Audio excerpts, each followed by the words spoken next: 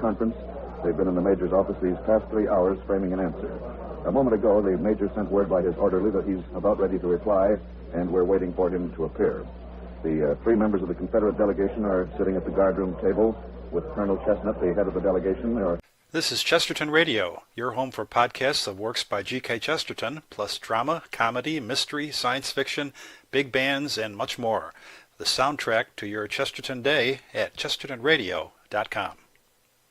Well, we have a great cast tonight on This Is My Best, a real Mercury cast. Agnes Moorehead, Ray Collins, and Alan Napier, who, with your obedient servant, will bring you now The Master of Ballantrae. The scene is Scotland, a strange part of it, a place of barren moors, within earshot of the thunderous surf that beats savagely in all weather on the rocky Solway shore. Wha duris induris, dear. Aim to tie and aim to ride. An ill day for the groom and a war day for the bride.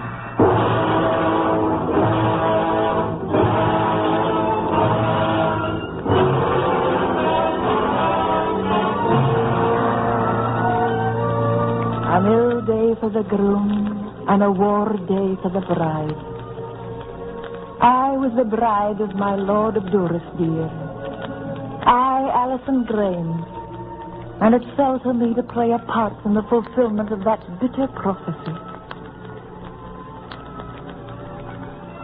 At the start of the war, on that fateful winter's night in the year 1745, the old laird, Mr. Henry, myself, and Jamie, the handsome young master of Ballantrae, was gathered in a great hall to decide a matter of grave import. I will have none of it, I tell you, I will have none of it. Twill do Scotland no manner of good if the lost sons of a line go off to war.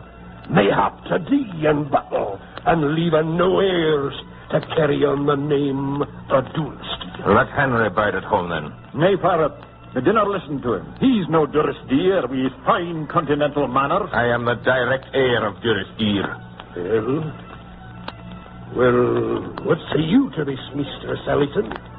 I don't trust my judgment in this matter, my lord, for I've given my heart to Master Jamie, as you know, and would keep him here if I could. Put an end to it. Here's a guinea piece. Will you stand by the toss of a coin, Henry? Aye, I'll stand and proud by it. Heads a go, shield a stay. Shield. Henry will sit by the knitting, where he belongs. If you were not my elder brother, Miss Allison, not present. Henry. Aye, Father. 'Tis a pity you're so anxious to be off to the wars, Jamie. I confess 'twill be a relief to get free of this dismal moor for a time. There is nothing here that would make you want to stay? Only you, my precious. But you'll keep.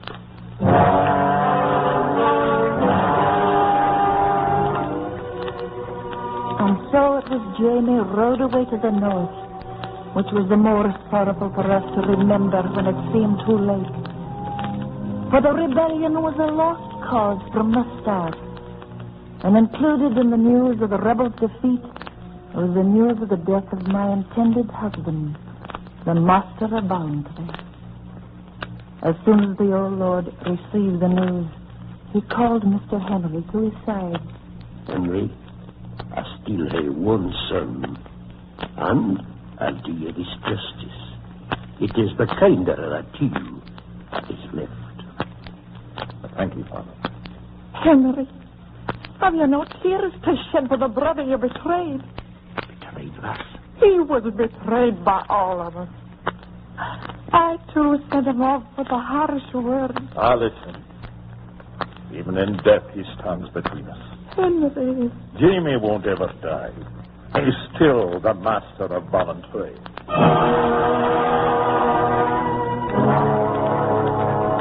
He spoke truer than he knew.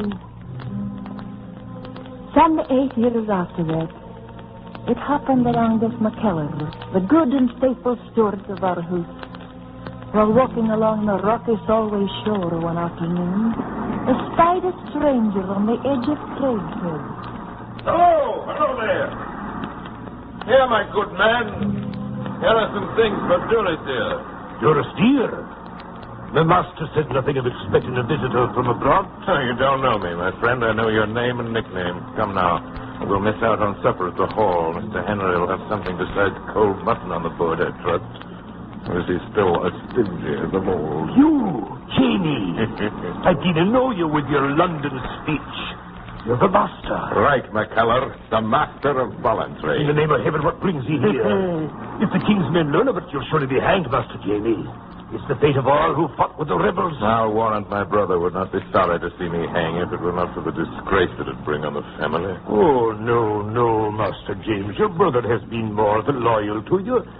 He has borne the disapproval of his father, the alienation of his wife, all on your account. I dare say that if Miss Allison had known I were alive, she'd have never married Henry. Well, it's not for me to speak, my lord, but this I'm sure of. We can all rely on your discretion. Oh, have no fear of that, McKellar. I'll be very discreet.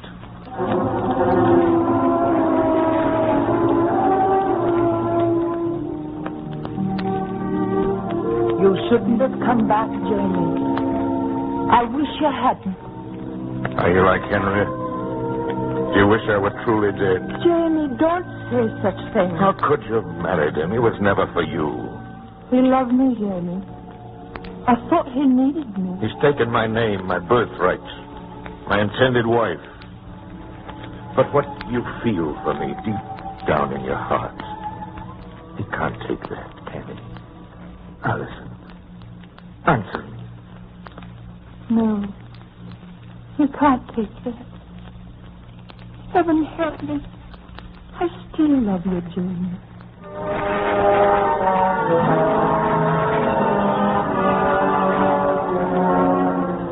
It fell dark and still and starless and exceeding the most unseasonable.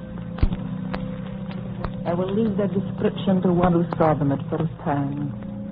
A full account is to be found in the private journal of our good steward, McKellar. January 27th, 1757.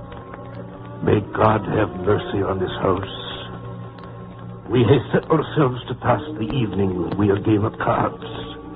The master of voluntary, Mr. Henry, and myself.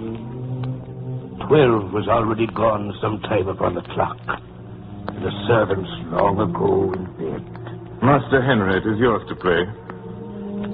It's a very strange thing how even in a game of cards you display your rusticity. You play, Jacob, like a bonnet lad or a sailor in a tavern. The same dullness, the same headache. Mr. Henry continued to look at his cards as though very maturely considering some play, but his mind was elsewhere. You know, my dear Henry, with all those solid qualities which I delight to recognize in you, I never knew a woman who did not prefer me. Nor, I think, who did not continue to prefer me. You coward. Mr. Henry laid down his cards. He rose to his feet very softly and seemed all the while like a person in deep thought. Very particular violence. He struck the master in the mouth. A blow. I would not take a blow from God Almighty. Gentlemen. You know what this means? Aye. It was the most deliberate act of my life. I must have blood. I must have blood for this. Please, God, it shall be yours. There are swords on the wall there. Take them down, McCullough, and see that we play fair. I think it's very needful.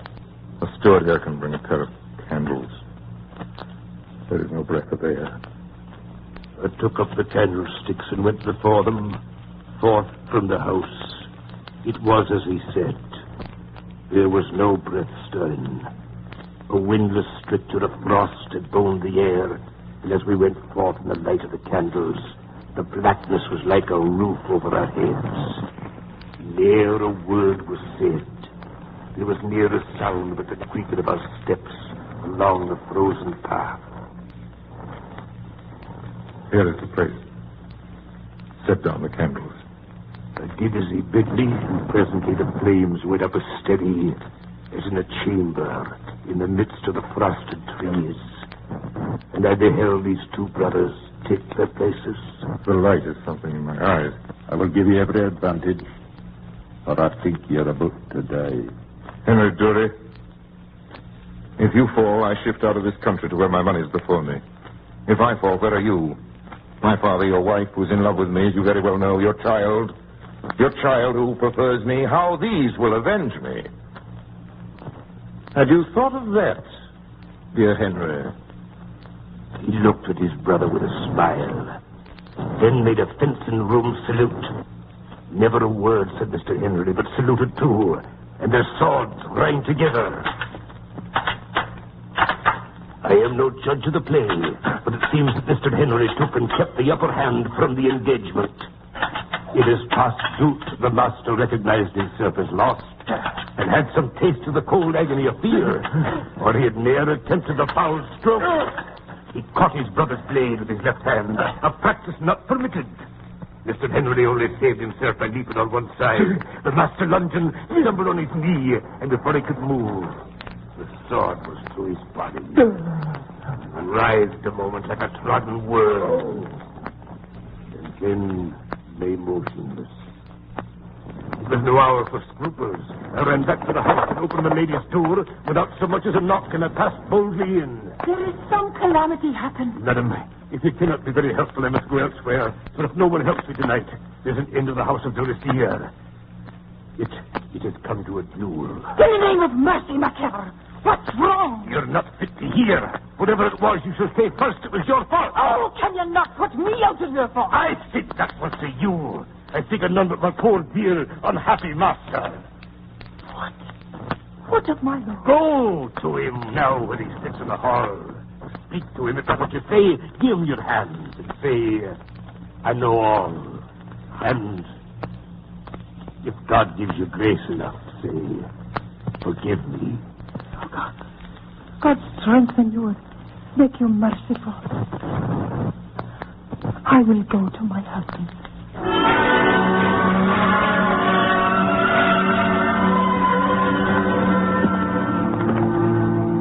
I groped my way downstairs and out the door. Outside, I heard the sound of oars, of muffled oars, very guardedly rowing in the bay.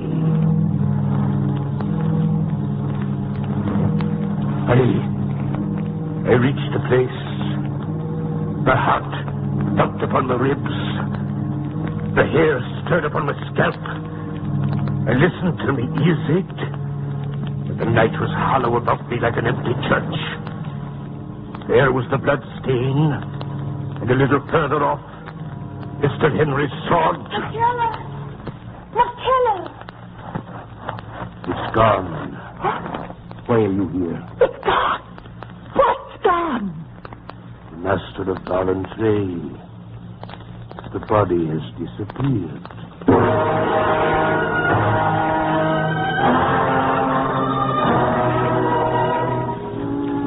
It was a cold, sunny morning with a thick white frost when next we heard of the master of Ballantrae. The blackbirds sang exceeding sweet and loud about the house of Durestier, and there was the noise of the sea in all the chambers. In the great hall the shutters were still closed, and in the chimney sat a man in cloak and boots. He did not look up till I was nearly upon him. So, it's you, my sweet. You dared to come back to this house. Surprised to see me? Henry said we'd never see the last of you. No more, will you? I'm home to stay. What do you want this time? I'm weary of traveling, Max. Have you no welcome for me in your heart? All's changed here now, Jamie. Your father is no more, and Henry's Lord Durestier. I'm still the same, Alison. No, you're not the same, Jamie. You're getting an old man. If you could see yourself, you'd perhaps may dwell on the topic, my lady. How does the world go with you? I have undone what I could of the injustice I've done to Henry. He has all my love now. Sure, now he has that, too. And I'll not let him have the better of me, mark my words. This time there'll be no duel with swords. I grow old, as you justly remark, Allison. I play a slower, steadier hand.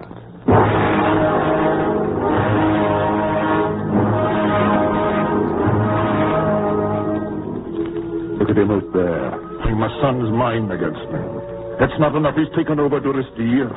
He'll have my son as well. Henry, why do we stay on here in this house at all? Come, let's make up our pact secretly today. The first ship that sails shall bear us to the New World. Aye, Allison. We'll go to America. And I'll not leave him nor the master here. Oh, Henry, there is no room in your heart anymore for anything save your hatred for Jamie. McKellar shall continue on at the hall. And not one farthing shall be paid to the master of Ballantrae. Do you hear me, Allison? Not one farthing.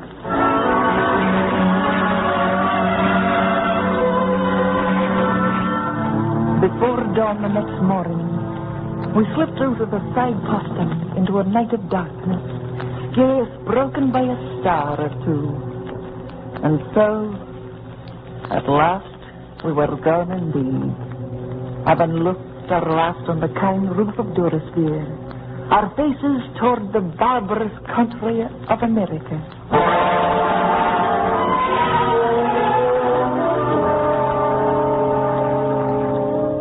Good morning, McKellar. How's old petticoats? A small breakfast party this morning. This is the party to which we must grow accustomed, Master Jamie.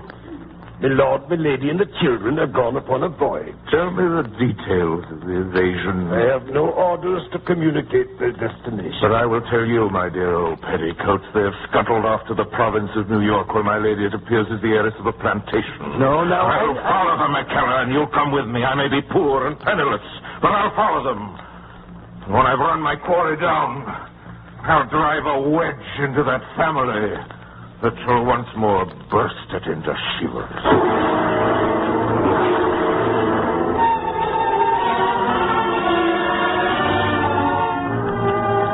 February 23rd, 1763. America. The public disgrace of Jamie the Right Penniless rankles in his bones. In a poor quarter of the town, above a wretched hovel, he's hung a placard which reads, James Dury, formerly master of Ballantrae, clothes neatly clothed. And underneath this, when he has a job, my brother-in-law sits busily stitching. The sometime heir of a proud family, set up cross-legged in public, for a reproach upon his brother's needness. My good man, have you no finished mending my breeches yet? Have a heart, Henry. Have a heart. Take your custom elsewhere. I need it, I'll be frank with you. I've not eaten these 3 days. This is no pose any longer. I really need your custom. Henry, this is no manner of behavior to flaunt your hatred, but... Alice, so you still have a heart? Not for you, Jamie. It's Henry I'm thinking of. It's not good for him. What's not good for me, my dear? Hatred? I grow fat upon it.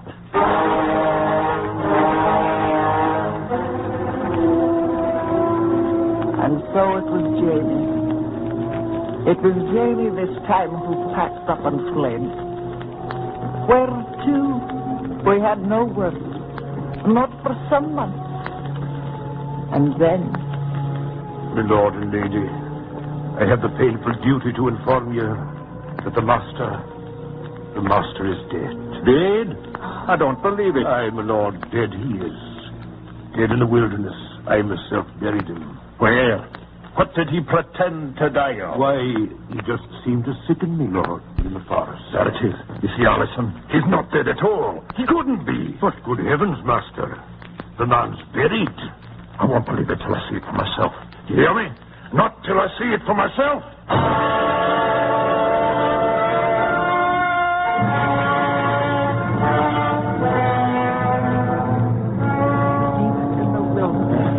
My poor, distracted husband came upon his brother's grave. None of us could stop him. I won't believe it. I'll dig him up and see. I won't believe it. He's been dead before. I'll come back to go till it's alive again. I won't believe it till I see.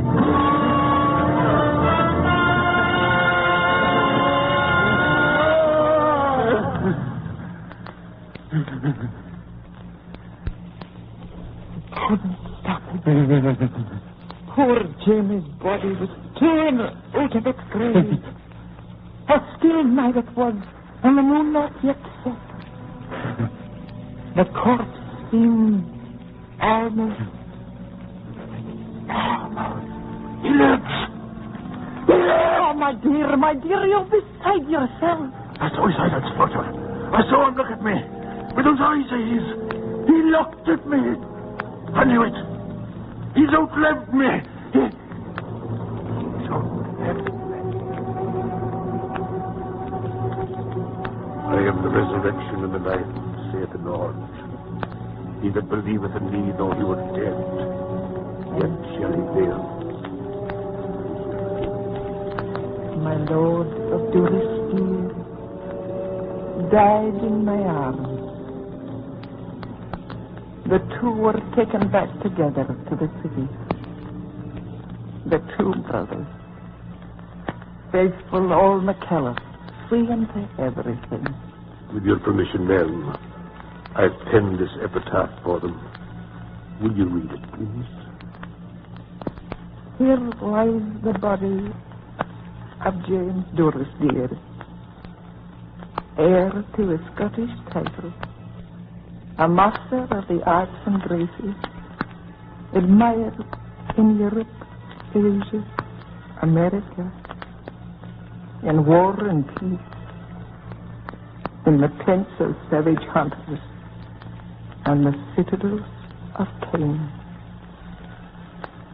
After so much acquired, accomplished, and endured, lies here forgotten. Read the rest to me. Here also lies Henry Durrisdeer, his brother, after a life of unmerited distress, bravely supported, died almost in the same hour, and sleeps in the same grave with his fraternal enemy. The piety of his wife and an old servant raised this stone to both.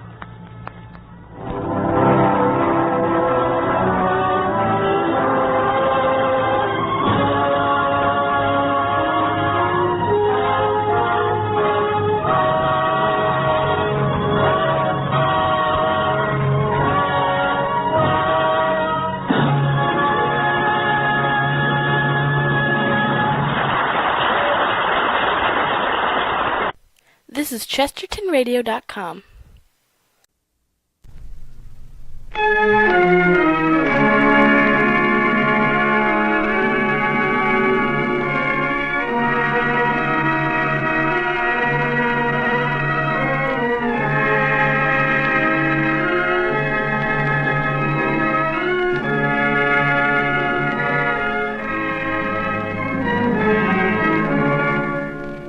The Columbia Network takes pleasure in presenting Orson Welles and the Mercury Theater on the Air in the second of a unique new summer series of 9 dramatic productions. The first time in its history that radio has brought to the country an entire theatrical institution. Columbia is proud to welcome Orson Welles to its roster of stars and to give him the opportunity of bringing to the air those same qualities of vitality and imagination that have made him the most talked of theatrical director in America today.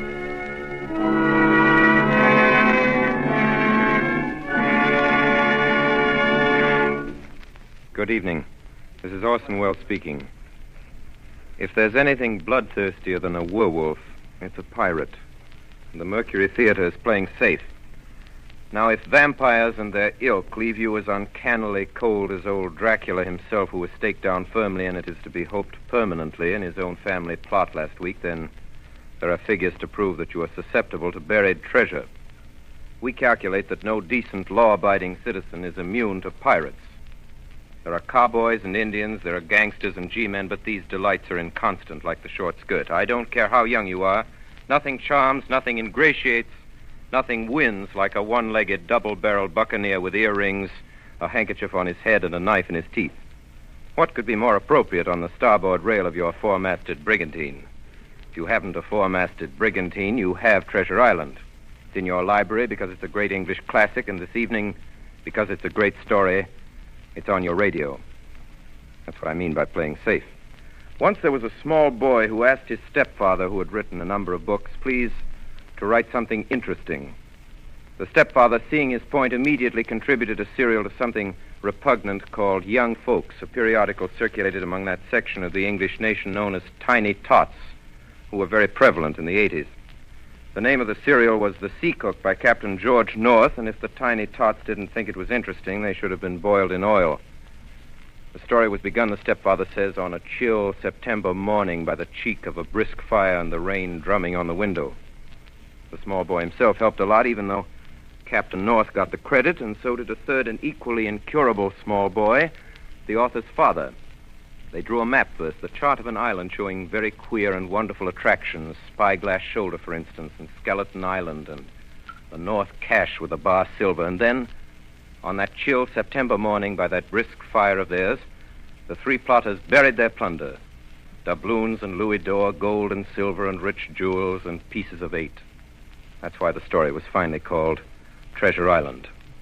It's foolish to guess who's tuned in on this broadcast, but if in some way, well, we who were retelling this story hope devoutly that he, who the Samoans laid to rest in the hills of their own faraway Treasure Island and who is still known out there only as the great teller of tales, would not wish tonight as he did, so unaccountably at first, to suppress the real name of Captain George North.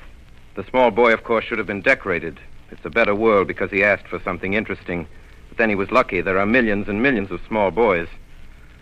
But only one of us had Robert Louis Stevenson for a stepfather.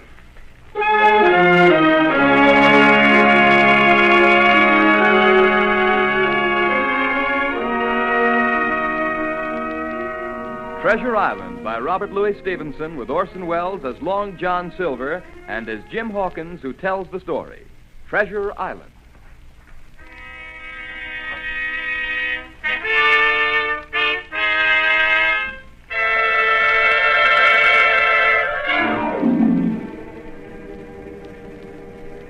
Squire Trelawney, Dr. Livesey, and the rest of the gentlemen having asked me to write down the whole particulars about Treasure Island from the beginning to the end, keeping nothing back but the bearings of the island, and that only because there is treasure not yet lifted, I take up my pen in the year of grace 1783 and go back to that time 19 years ago when my father kept the Admiral Benbow Inn and the brown old seaman with a saber cut first took up his lodging under our roof. I was 14, but I remember him as if it were yesterday.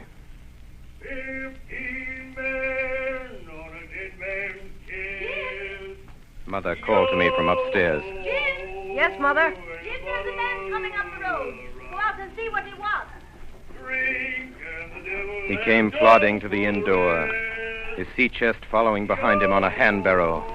A tall, strong, heavy, nut-brown man, his tarry pigtail falling over the shoulders of his soiled blue coat, his hands ragged and scarred with black broken nails, and the saber cut across one cheek, a dirty, livid white, singing that old sea song that he sang so often afterwards. Oh! Open up in there!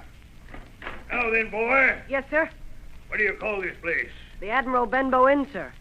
Admiral Benbow, eh? Nice, lonely-looking, pleasant-situated grog shop. Folks don't come here much, do they, boy? Not much company? No, sir, more's pity. No?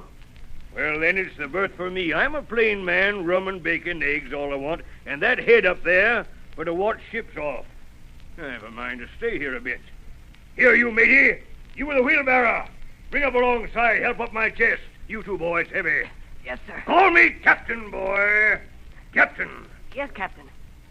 Just one thing more. Yes, Captain? You ain't seen him, have you? No, sir. Who do you mean? Along the road, maybe. You might have seen him somewheres you can't tell. Let me know if you do, boy. A seafaring man. Yes, sir.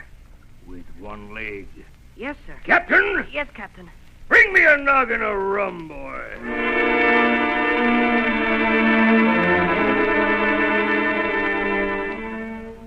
And so he came to live under our roof. We never knew his name. We called him the Captain. He was a very silent man by custom. All day he hung around the cove or upon the cliffs with a brass telescope staring out to sea. All evening he sat in a corner of the parlor next to the fire and drank rum and water, very strong. And every day when he came back from his stroll, he would ask the same question. Jim? Yes, Captain? Any seafaring men go by today along the road? No, Captain. And Jim? Yes, sir. You're a good boy, Jim. You wouldn't lie to me ever, would you, Jim? No, sir. You haven't seen him, have you, Jim?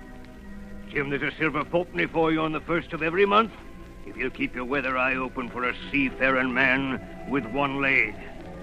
Let me know the moment you see him, won't you, Jim? A seafaring man with one leg.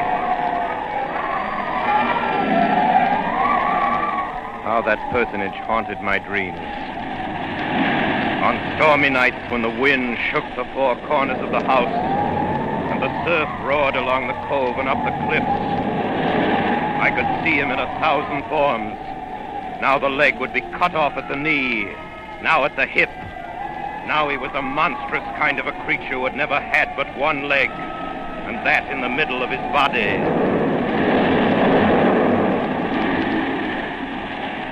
You'll keep your weather eye open, won't you, Jim? For a seafaring man with one leg. A seafaring man with one leg. Months went by. The captain bade fair to ruin us. We kept on staying week after week, month after month. And never a penny of money, Jim. Not a penny has he paid us since the day he came here. And me, a poor widow woman. Mother, why don't you ask him for some? Well, I'll tell you the truth, Jim. I'm afraid to ask him. I'm afraid of the man. Now, if your father would... In all that time, none of us ever saw him open the great sea chest that was in his room. There were nights when he took a deal more rum and water than his head could carry. Often I heard the house shaking and all the neighbors joining in for dear life. Drink and the devil has done. Quiet, amidships! Quiet! He would force them all to listen to his stories.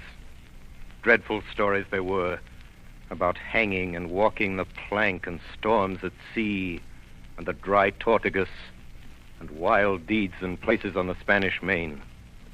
By his own account, he must have lived his life among some of the wickedest men that God ever allowed upon the sea.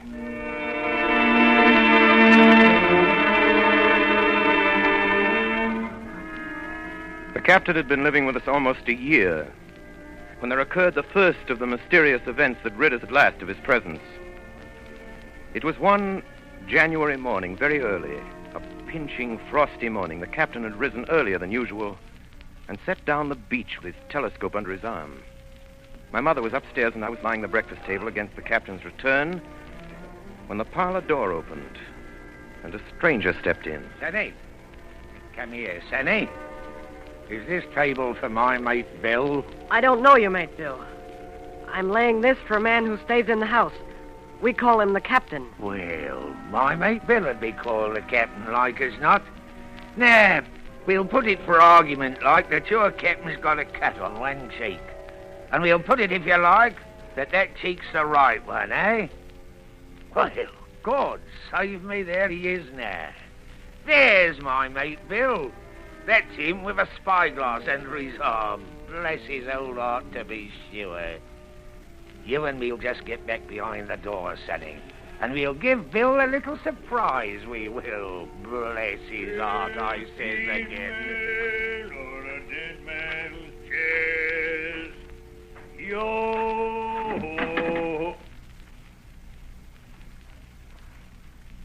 Hello, Bill. Come, Bill. You knows me. You knows an old shipmate, Bill, surely. Black dog. Black dog as ever was. Bill. We've seen a sight of times, us two. So you run me down. Here I am. We'll speak up. What is it? That's you, Bill. You're in the right of it, Billy. I'll have a glass of rum from this dear child here, what I've took such a liking to. And we'll sit down, if you please, and talk square like old shipmates. Sit down, Bill. And you, sonny, get out. Yes, sir. And none of your keels on me, do you hear? For a while, I could hear nothing but a low gabbing. Suddenly, the voices began to grow higher. No. And an end on it. If it comes to swinging, swing all. Say aye!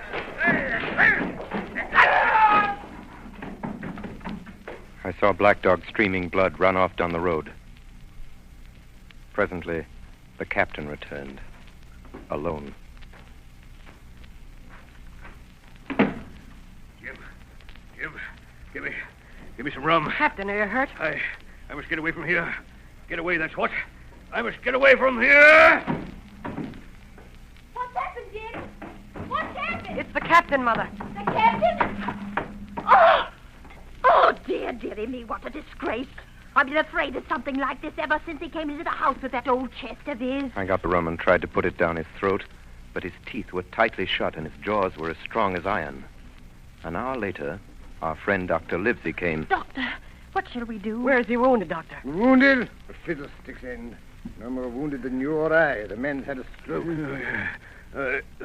Where's Black Dog? Black Dog? There is no Black Dog except what you have on your own back. You've been drinking rum, man, and you've had a stroke. Now, listen to me. One glass of rum a day won't kill you.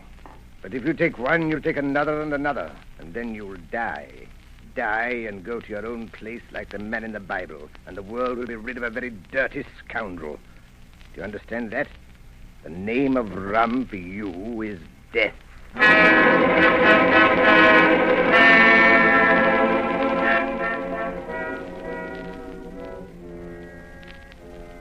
About noon the next day, I stopped at the captain's door with some medicines. Who is it? It's me, Jim. Come in, Jim. Come in. He was lying very much as we'd left him. Jim, you're the only one here that's worth anything. You know I always been good to you. Never a month but I've given you a silver fourpenny for yourself.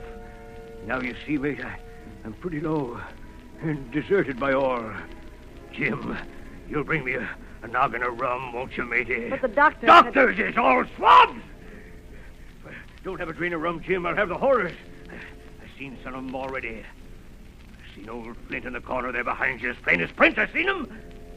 Jim, I'll give you a golden guinea for a noggin. When I brought it to him, he seized it greedily and drank it out. That's some better, sure enough. Now, matey, did that doctor say how long I was to lie here in this old berth? Why, a week at least. Oh, thunder, a week! I can't do that. They'll have the black spot on me by then.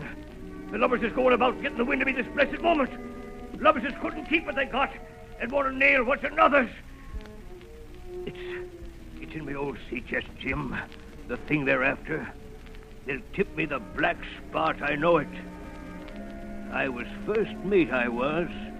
Old Flint's first mate. And I'm the only one as knows the place he buried it. He gave it me at Savannah when he lay a-dying. What's the black spot, Captain? A summons from old Flint's crew. A summons. And them as gets it, Jim, is lucky when they're dead.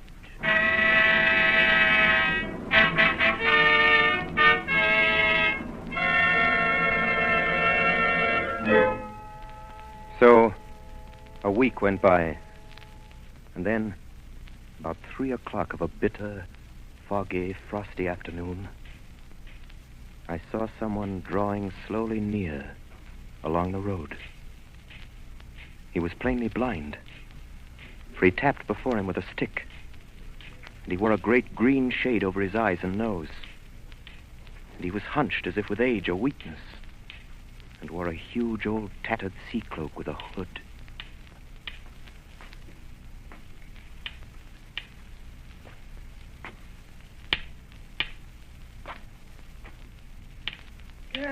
Christian friends, take pity on a poor blind mariner as has lost the precious sight of his eyes in the gracious defense of his native country, England, and God bless King George.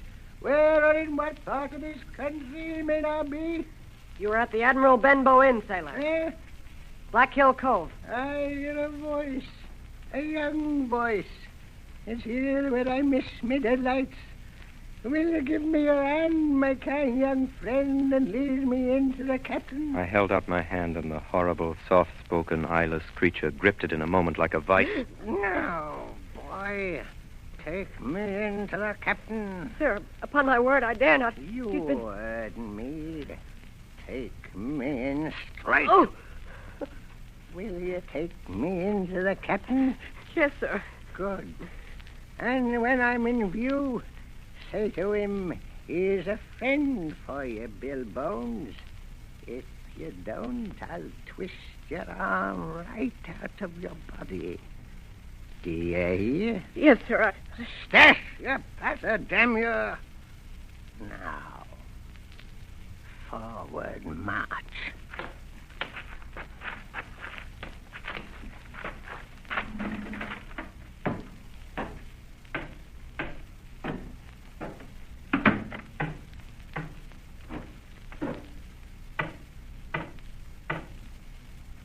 Here's a friend for you, Bill Bones.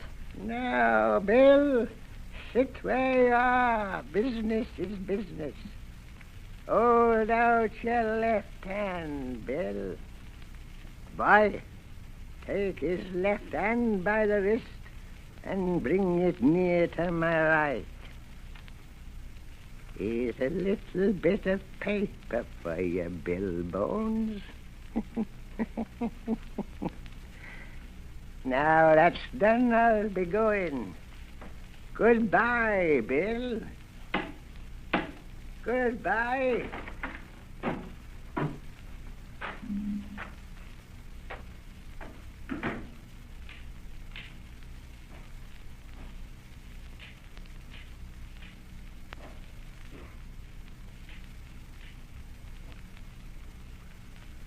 Jim? Yes, Captain? What time is it, Jim? 10 o'clock. 10 o'clock. 10 o'clock, 6 hours. We'll daddle 'em yet, Pew and Black Dog and Long John Silver. The whole crew of 'em will... Captain. Captain. Captain! Captain! The captain was dead. And there we were, my mother and I, a woman and a boy of 14, alone at night in the house, with the dead captain's body on a parlor floor. He knows his money, he does. A whole year, never a penny from him. And me, a poor widow. But, Mother, if Black Dog comes back or the blind man... Black Dog fiddlesticks. There's something in that old chest of his upstairs that's rightfully mine. And we'll have that chest open if we die for it. Mother. Close the blinds, Jim. We don't want anybody watching us from the outside. We have to get the key off him. Look, Mother. Look. On the floor, close to the dead man's hand, there was a little round of paper, blackened on one side. The black spot. I took it up and found... You have till 10 tonight. 4 hours. Now, Jim, find that key. I felt in his pockets one after another. Perhaps it's round his neck. Tear open his shirt. There, sure enough, hanging on a bit of tarry string, we found the key. Then my mother got a candle in the bar, and holding each other's hands, we went upstairs to his room. Give me the key, Jim. Now then. Oh, nothing in here. Not a thing of value, not a penny. Mother, look. There, before us, lay the last things in the chest. A bundle tied up in oilcloth looking like papers, and a canvas bag that gave forth at a touch the jingle of gold. You see, Jim, I knew we'd find it. But I'll show these rogues that I'm an honest woman. I'll have me do and not a farthing over. Here, Jim, hold this bag. Coins were of all countries and sizes. Doubloons and louis d'or, and guineas and pieces of 8. Mother. What is it, Jim? Mother, listen.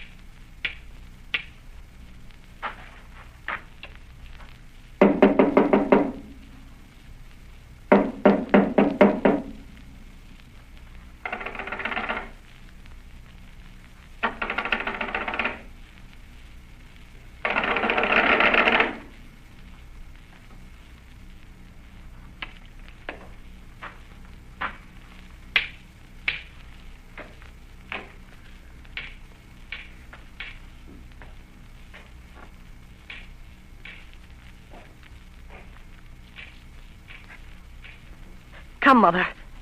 Mother, take the hold and let's be gone. No, I'll have me do, Jim, and no more. But, Mother, you heard him. That was the blind man. I know what I'm doing. I know the right. But, Mother, you don't know. Oh, dear. I'll take what I have. And I'll take these papers. Quick, Mother, quick. Take my hand. Next moment, we had opened the door and were in full retreat toward the village. Look, Jim. Over the hill. There they come. Run, Mother, run. Oh, Jim. Jim, I'm going to faint. Oh, Jim. Take the money and go on. Mother. Oh. Mother. She had fainted. I managed somehow to drag her down the bank into the shadow of the ditch. A moment later, the house was surrounded. Bones! Bones! Bill Bones! Will you answer me? Down with the door, then! Aye! In, you lovers! Loot the house and find it! Bill's dead! But you! Bill's dead! Search him, you shirking lovers, and the rest of you lost and get the check! It was a good thing my mother had fainted, or she would have had to watch with me while our poor house was pulled apart and smashed. Whatever it was they were after, they did not find it. Well, is it there? The money's there! Jim, what is it, Jim? What are they after? The map, Mother. Flint's map. Thank you. That's the signal. Tell him that. Hold on, you sneaks. It's in the house. You know it is. Shiver my soul if I had my eye. The signal, too. The signal. You dogs. You had your hand on hundreds, on thousands. Are you giving up now? You'd be as rich as kings if you can find it. And you know it's there, and you stand there skulking. There wasn't one of you there, faced Bill, and I did it. A blind man, and I'm to lose my chance for you. I'm to be a poor crawling beggar spongy for rum when I might be rolling in a couch. If you had the pluck of a weevil in a sea biscuit among the lot of you. That's the last signal. Get him! Duck! Black dog! Johnny! Dirk! You won't leave old Pew, mates. Not old Pew. Johnny! Black dog! Don't leave old Pew. Not old Pew, not old dog. Pew, mates. Help me, mate.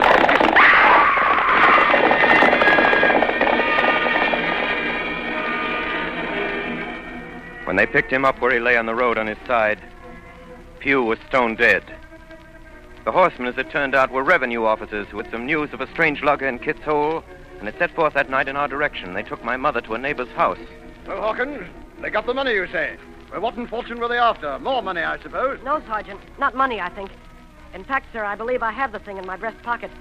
And to tell you the truth, I should like to put it in safety. To be sure, boy, quite right. I'll take it. I thought perhaps Dr. Livesey... Yes, Dr. Livesey. Perfectly right, perfectly right. A gentleman and a magistrate. Dogger! Yes, sir. You have a good horse. Take this slide up behind you. Yes, sir.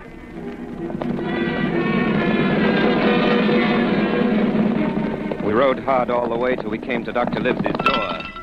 Dr. Livesey, the doctor's supping tonight at the Squire's. Squires? So there we go, boys.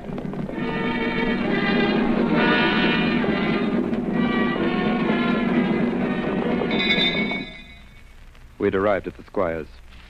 He rose to meet us very stately and condescending. Come in, gentlemen. Good evening, Squire. Good evening, Dr. Livesey. Good evening to you, friend Jim. What good wind brings you here? Then the officer stood up straight and stiff and told his story. Sergeant, you're a very noble fellow. This lad Hawkins is the tramp, I perceive. Hawkins, ring that bell. Sergeant must have some ale. And so, Jim, you have the thing that they were after, have you? Here it is, sir.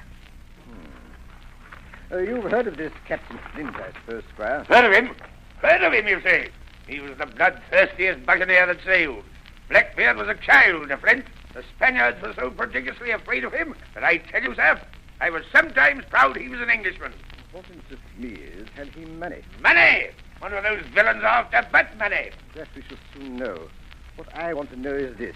Suppose I have here in my pocket some clue to where Flint buried his treasure. Will that treasure amount to much? Amount, sir? It will amount to this.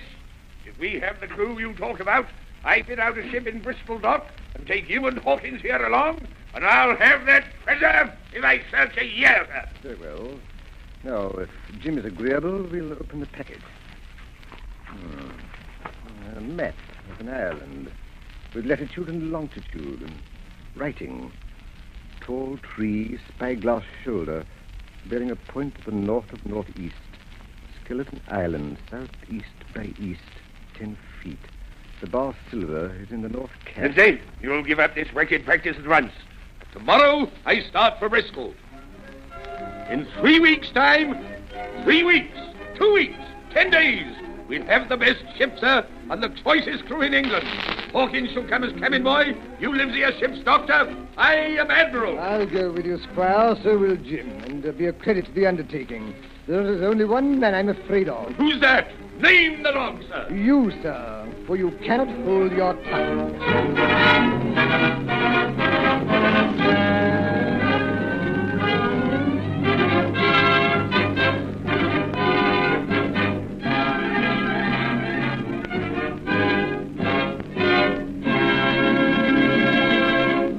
In a few moments, we shall be bound for Treasure Island with Dr. Livesey, Squire Trelawney, and Jim Hawkins. We pause now for station identification. This is the Columbia Broadcasting System. WABC, New York. Tonight, the Columbia Network is bringing you Orson Welles and the Mercury Theater on the air in Robert Louis Stevenson's Treasure Island.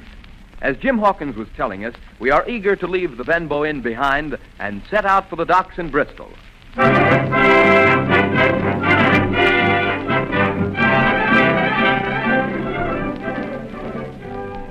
It was longer than the squire imagined ere we were ready for the sea. Weeks passed on. Then, one fine day, there came a letter from the squire, from Bristol. Dear Livesey, the ship is port and fitted. It lies at anchor ready for sea. It was the crew that delayed me, till the most remarkable stroke of fortune brought me the very man that I required. I was standing on the dock, when by the merest accident I fell in talk with him. He had hobbled down there that morning with a parrot on his shoulder to get a smell of salt, he said. Out of pure pity, I engaged him on the spot to be ship's cook. Long John Silver, he is called, and has lost an egg. Well, sir, I thought I'd only found a cook, but it was a crew I'd discovered. Between Silver and myself, we got together in a few days a company of the toughest old salts imaginable. I declare we could fight a frigate. Seaward ho! Hang the treasure! It's the glory of the sea that has turned my head. On the 16th of April, the schooner Hispaniola set sail from Bristol Harbor. It was more than 19 years ago, but I can remember it as if it were yesterday. Me and my new blue cabin boys club. 19 years ago. Leaning over the rail, waving goodbye to my mother, and doing my best not to cry. For at the last moment, it sort of hurt to leave her, and it was the first time I had been away from home. Then, a little before noon, Captain Smollett gave an order. The boatswain sounded his pipe, and the crew began to man the capstan bars. Soon, the anchor was short up. Soon it was hanging dripping at the bars. Soon the sail began to draw, and the land and shipping to flit by on either side. The Hispaniola had begun her voyage to the Isle of Treasure.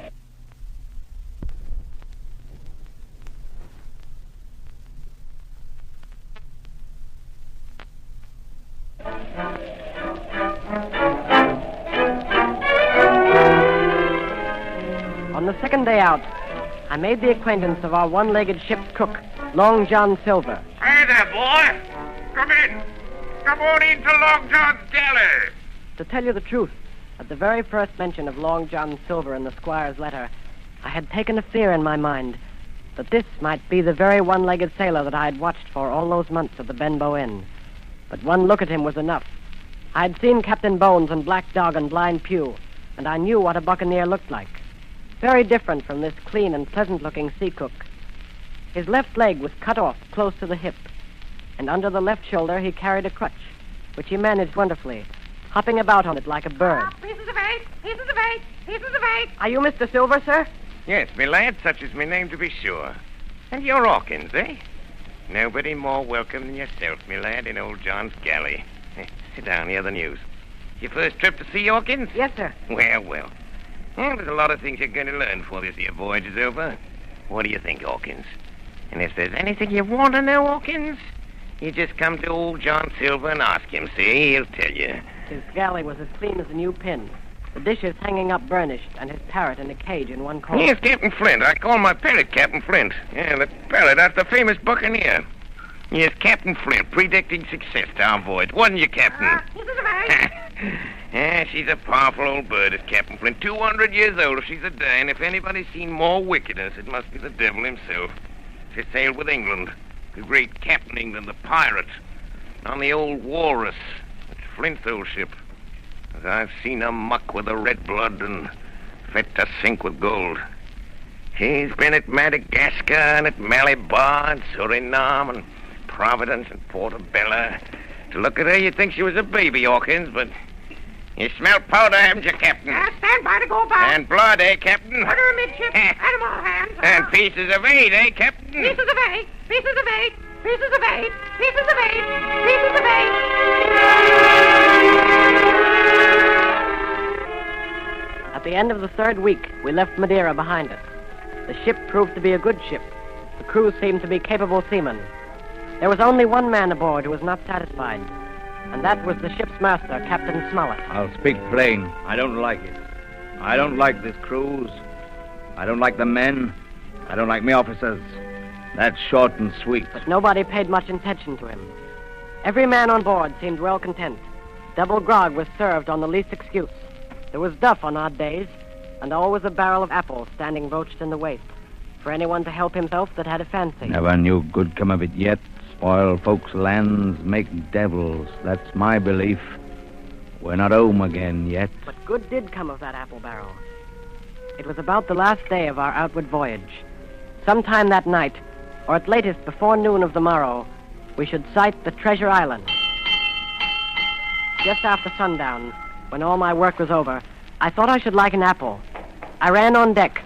The watch was all forward, looking out for the island. I got into the apple barrel. Suddenly, I heard voices on deck. Look here, Barbecue.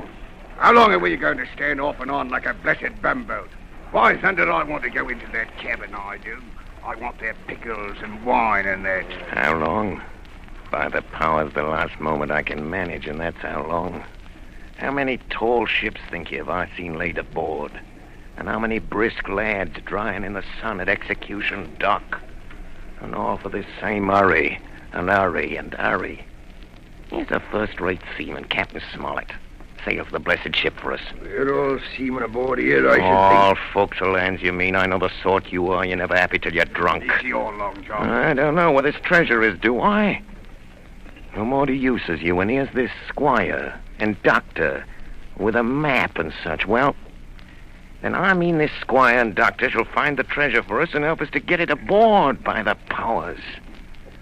After that... After that, what do we do with them, John Silver, after that? Well, what would you think we does with them?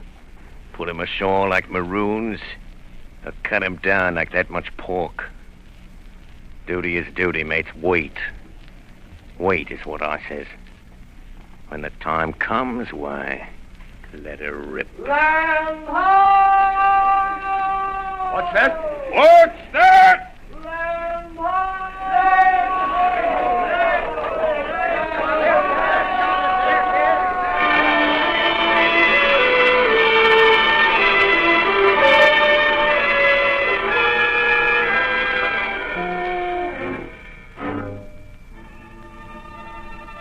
to the southwest of us, we saw it. Treasure Island. 10 minutes later, we were gathered in the cabin. The squire, Dr. Livesey, the captain, and myself. Now, Hawkins, you have something to say. Speak up. I did as I was bid. I told them the whole story of Silver's conversation. When that was done, all three, one after another, and each with a bow, drank my good health. Then the squire rose. Captain Smollett, you were right and I was wrong. I own myself an ass. I await your orders, sir. Silver is a remarkable man. Here's the way I see it. We must go on because we can't turn back. And what I propose is that we don't wait for them to surprise us, but that we come to blows at our own time and when they least expect it. There must be some faithful hands left. Well, we must find out who they are. Jim Shear can help us more than anyone. The men are not shy with him, and Jim is a noticing lad. Hawkins, I put prodigious faith in you.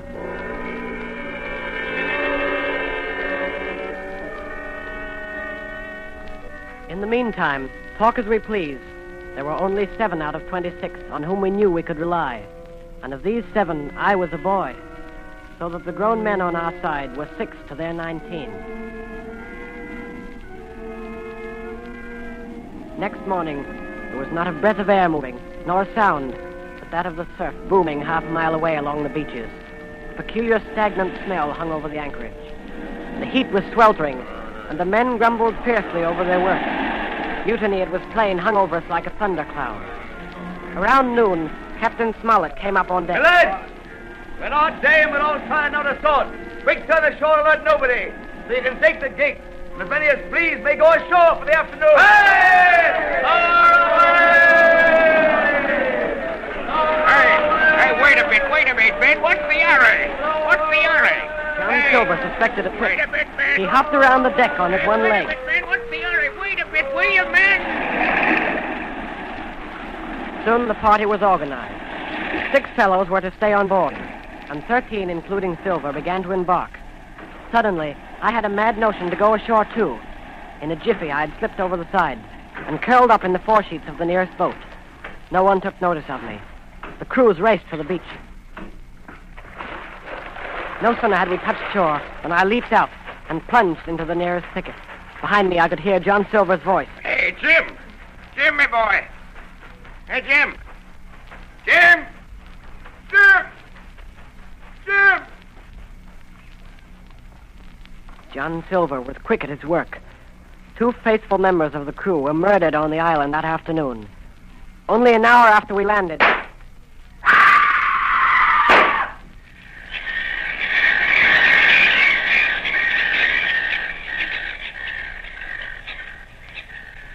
The second killing I saw with my own eyes. From where I lay hidden among the trees. Will you tell me you let yourself be led away with that kind of a mess of swabs? As sure as God sees me, I'd sooner lose me hand than turn to give me duty. Mate, it's because I think's gold dust of you. Gold dust. John Silver, you're mate of mine no more. If I die like a dog, I'll die in me duty. You've killed Alan, have you? Kill me too if you can. But I defy you. He started to walk away. Try this, then. Long John whipped the crutch out of his armpit and sent it hurtling through the air. It struck him in the back and killed him. Then Silver brought out a whistle. I didn't wait. I ran. I ran as I never ran before.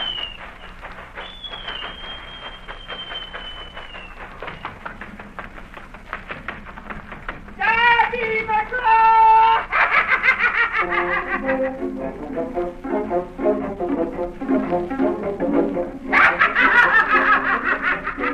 I looked up the side of a hill. Far above me, I saw something leap behind the trunk of a tree. It seemed dark and shaggy. I turned and began to run. Suddenly, the thing appeared in front of me, and running forward, threw itself on its knees before me, and held out its clasped hands in supplication. Who are you? I'm poor Ben Dunn, I am. I haven't spoke with Christian these 3 years. 3 years? Were you shipwrecked? No, mate, marooned. 3 years. Lived on goats since then, and berries and oysters. Mate, my heart is sore for Christian diet. You mightn't happen to have a piece of cheese about you now? No? Well, many's a night I've dreamed of cheese, toasted mostly, and woke up again, and here I was. What'd you call yourself, mate? Jim. Jim. Well, now, Jim, you wouldn't think. You wouldn't think I was rich to look at me, would you now? I know not in particular. Oh, well, but I am, Jim. I'm rich, powerful rich. Oh, Jim, you'll bless your stars, you will. You was the first that found me. Suddenly his eye fell on the Hispaniola lying far below us. Between it and the land was the jolly boat, with 5 men moving toward shore. But I could not tell if they were our men or the mutineers. Jim, tell me true. That ain't Flint's ship? It's not Flint's ship, and Flint is dead. There are some of Flint's hands aboard. Worse luck for the rest of us. Not a man with one leg? Silver? Whoa! If you were sent along, John... Oh! I'm as good as pork, I know it. I was in Flint's ship with John Silver when old Flint buried the treasure. He and 6 along, 6 strong seamen. They was ashore nigh on a week. And then one day, here come Flint by himself in a little boat, and the 6 all dead. Dead and buried along with the treasure. How he done it, not a man of us could make out. I told him the purpose of our voyage and the predicament in which we now found ourselves. Oh, that Long John, he's a bad un. And you're all in a clove hitch, ain't you? Well, you just put your trust in Ben Gunn. Ben Gunn's the man to help you. You tell that to your squire, Jim. Ben Gunn's the man, that's what you'll say. And Ben Gunn says you has ideas of his own. Ah! Look at that. Far below us, we saw a Union Jack fluttering in the air above the woods. There's your friend, sure enough. More likely it's a mutineer. No, mate, Silver'd fly the Jolly Roger. That's your friend, sure enough, ashore in the old stockade made years and years ago by Flint. Whoa! What's that? That's the ship's cannon. They're shooting at the stockade. Come on. Wait a minute, Jim. Wait. Ben Gunn is fly. Rum wouldn't bring me down there. But remember, Jim, Ben Gunn's the man to help you. And when Ben Gunn is wanted, you knows where to find him. Just where you found him today. I started to run towards the flag. Hey, Jim! Jim! Yes, sir? Yeah, you won't forget that piece of cheese, will you, mate?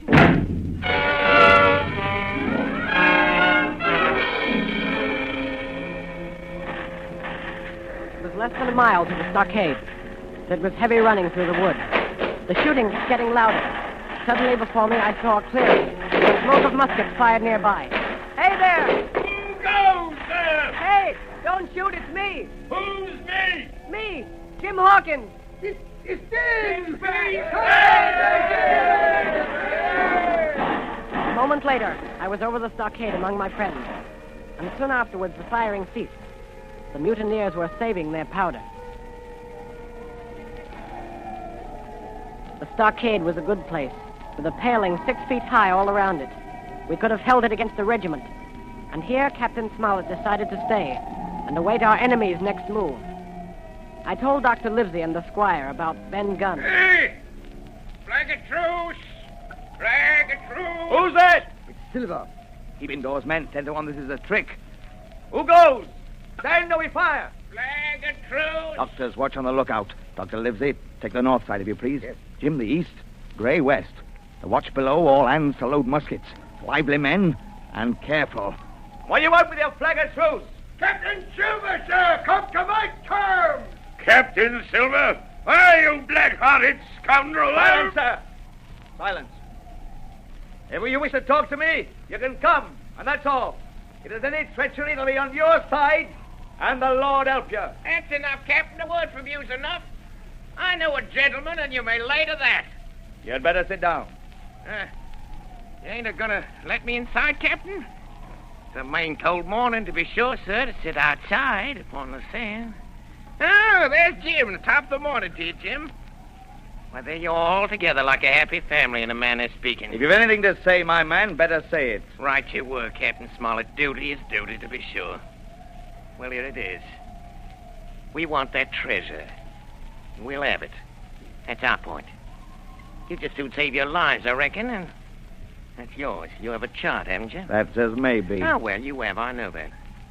What I mean is, we want your chart. You give us the chart to get the treasure by, and I'll give you my affidavit upon my word of honor to clap you somewhere safe ashore. Is that all you have to say? Every last word, by thunder. Refuse that, and you've seen the last of me but musket balls. Very good. Now you'll hear me.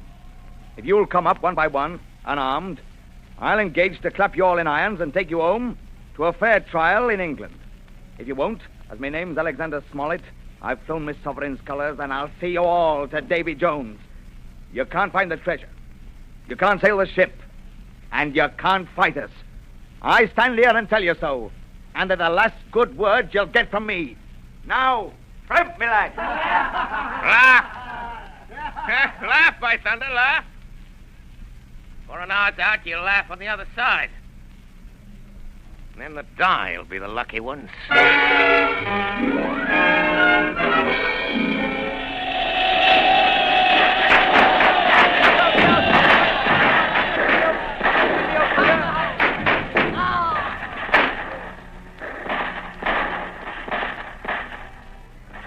10 minutes later, nothing remained of the attacking party but the 5 who had fallen. 4 on the inside and 1 on the outside of the palisade. The mutineers did not come back that night. They had got their rations, as the captain put it. The next day was stifling hot. After dinner, Dr. Livesey sent for me. Jim, was it cheese you said Ben Gunn had a fancy for? Yes, sir, cheese. Well, Jim, just see the good that comes of being dainty in your food. You've seen my snuff box, haven't you? And you never saw me take snuff. The reason being that in my snuff box I carry a piece of Parmesan cheese. A cheese made in Italy, very nutritious. Well, that's for Ben Gunn. Oh, goodbye, my lad. Then he took up his hat and pistols, girt on his cutlass, put the chart in his pocket, and set off briskly through the trees. That afternoon, the blockhouse being stifling hot, and the little patch of sand inside the palisade ablaze with midday sun, and so much blood about me, and so many poor dead bodies lying around, a new idea came into my head. This was to swim out under cover of the night, cut the Hispaniola adrift, and let her go ashore where she fancied. The mutineers, after their repulse of the morning, had nothing nearer their hearts than to up anchor and away to sea. This, I thought, would be a fine thing to prevent. It was evening when I reached the east coast of the island. I could see the Hispaniola lying at anchor offshore. And there was the Jolly Roger, the black flag of piracy, flying from her peak. As the last rays of daylight dwindled and disappeared, absolute darkness settled down on Treasure Island.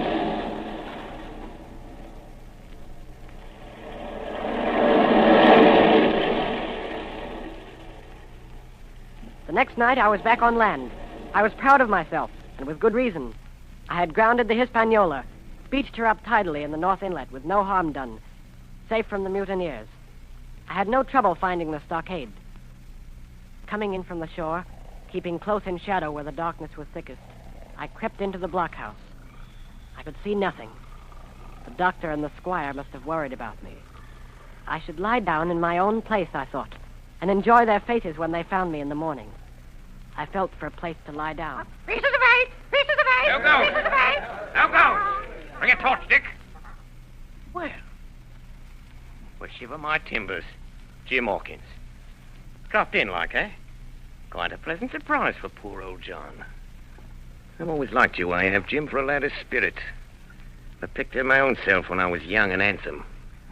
Always wanted you to join my camp and take your share and die a gentleman, and now, my cock, you've got to. You can't go back to your own lot. Where are they? Now, where do you think, my son? Have you killed them? What do you think? Well, I'm not such a fool, but I know pretty well what I have to look for. But there's a thing or two I have to tell you. And the first is this. Here you are in a bad way. Ship lost, treasure lost, men lost. And if you want to know who did it, it was I. I was in the apple barrel the night we sighted land. And I heard you, John, and you, Dick Johnson, and Hans, who is now at the bottom of the sea, and told every word you said before the hour was out. And as for the schooner, it was I who cut her cable. And it was I who brought her where you'll never see her more, not one of you. I no more fear you than I fear a fly. I'll put one to that, and here goes, you sneaking son of a scrub. So would I. Come on, sir! Who are you, Tom Morgan? Maybe you thought you was captains here, perhaps.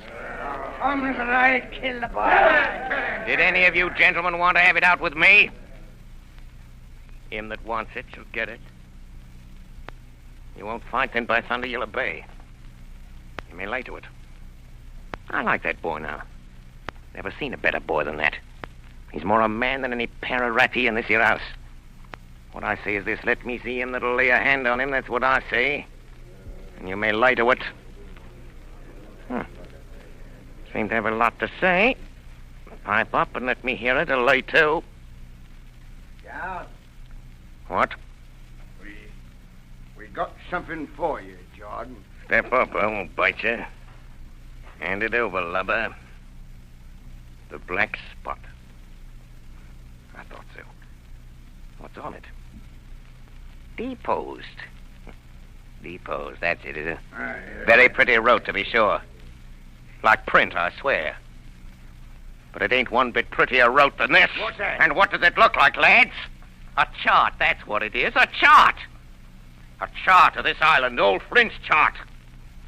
Now, what do you say to that? Yes, that's Flint, sure enough. That's it. JF, and a clovage to it. So he done ever. Silver's the man. Silver. John Silver, our Captain Leg. Barbecue forever. Barbecue for Captain. John Silver, the captain.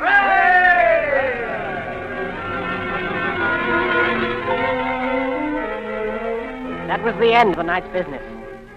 Only much later, I woke up suddenly and felt someone beside me. Jim. Jim, my boy. Yes, Long John? I saved your life here tonight, Jim. Now, you and me stick close, Jim, back to back like, in case of trouble. And talking of trouble, Jim, why did those friends of yours leave that chart behind when they cleared out of here? They did, though. I came in here this morning and found the place empty and the chart lying there on the table where I couldn't miss it. And there's something under that. Something under that. Good or bad.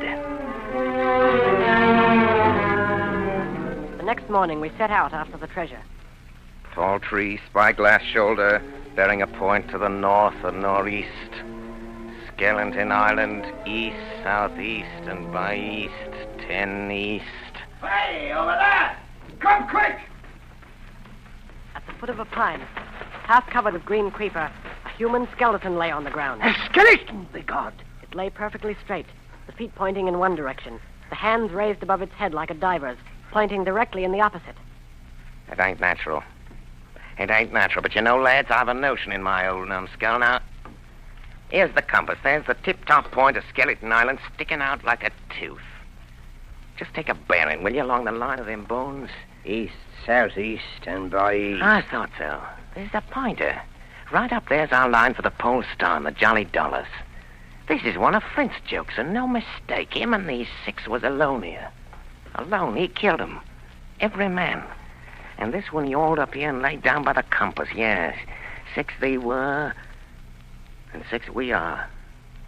And bones is what they are now. I saw him dead, old Flint. There he laid with penny pieces on his eyes. Dead, aye, sure enough he's dead. But if ever spirit walked, it'd be Flint's. Dear heart, but he died bad, did Flint. Oh, that he did. May not it were. And the windy was open, and I hear that old song of his coming out clear as hell. And the death all on man already. Listen.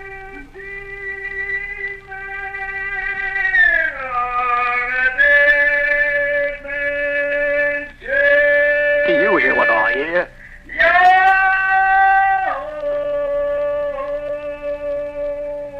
That's Flint, begad. Old Flint. Oh, Lord.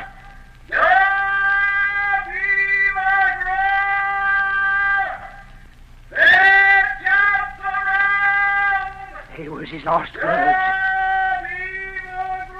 Old Flint's last words about board. Oh, Lord, have mercy on me. Shipmates! Shipmates! They're 750,000 pound, not a quarter of a mile from here. When did a gentleman of fortune show his star to that much dollars for a boozy old seaman with a blue mug? And him dead, too? Hello there, John. Don't you cross a spirit. Spirit? Well, maybe. You know whose voice that was? It was like a somebody else's. It was like a... By the powers! Ben Gunn! Aye? Aye. Aye. So it were. Ben Gunn it were. Why, nobody minds Ben Gunn. Dead or alive, nobody minds him.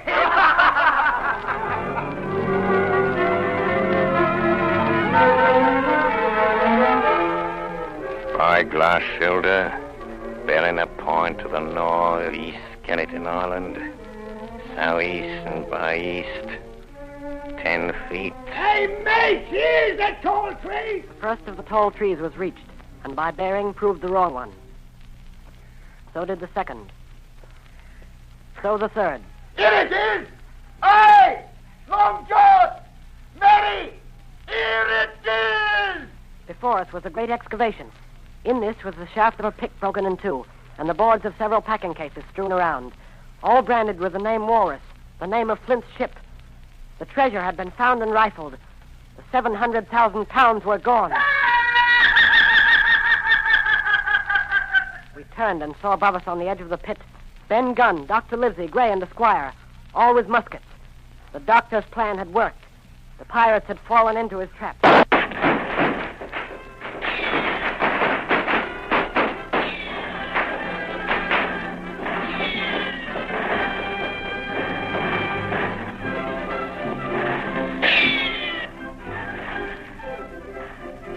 John Silver, you're a prodigious villain and an impostor, sir. But you saved this boy's life, and I'll not prosecute you. But the dead men, sir, hang about your neck like millstones. Thank you kindly, sir. I dare you to thank me. It's a gross dereliction of my duty. Stand back! It took us 3 days to move the treasure from Ben Gunn's cave on board ship. On the 8th day of December, the Hispaniola reached Bristol. 5 men only of those who had sailed returned with her. Well, that was 19 years ago. All of us had an ample share of the treasure and used it, wisely or foolishly according to our natures. Captain Smollett is now retired from the sea. As for Ben Gunn, he got 1,000 pounds, which he spent or lost in 19 days, for he was back begging on the 20th. Silver vanished on the voyage one night off the coast of Mexico, and we heard no more of him. The bar Silver and the arms still lie, for all I know, where Flint buried them. And certainly they shall lie there for all of me. Oxen and wain ropes would not bring me back again to that accursed island. The worst dreams that ever I have are when I hear the surf booming about its coast or start upright in bed, with the sharp voice of Captain Flint still ringing in my ears. Pieces of 8, pieces of 8, pieces of 8, pieces of 8, pieces of 8, pieces of 8, pieces of 8.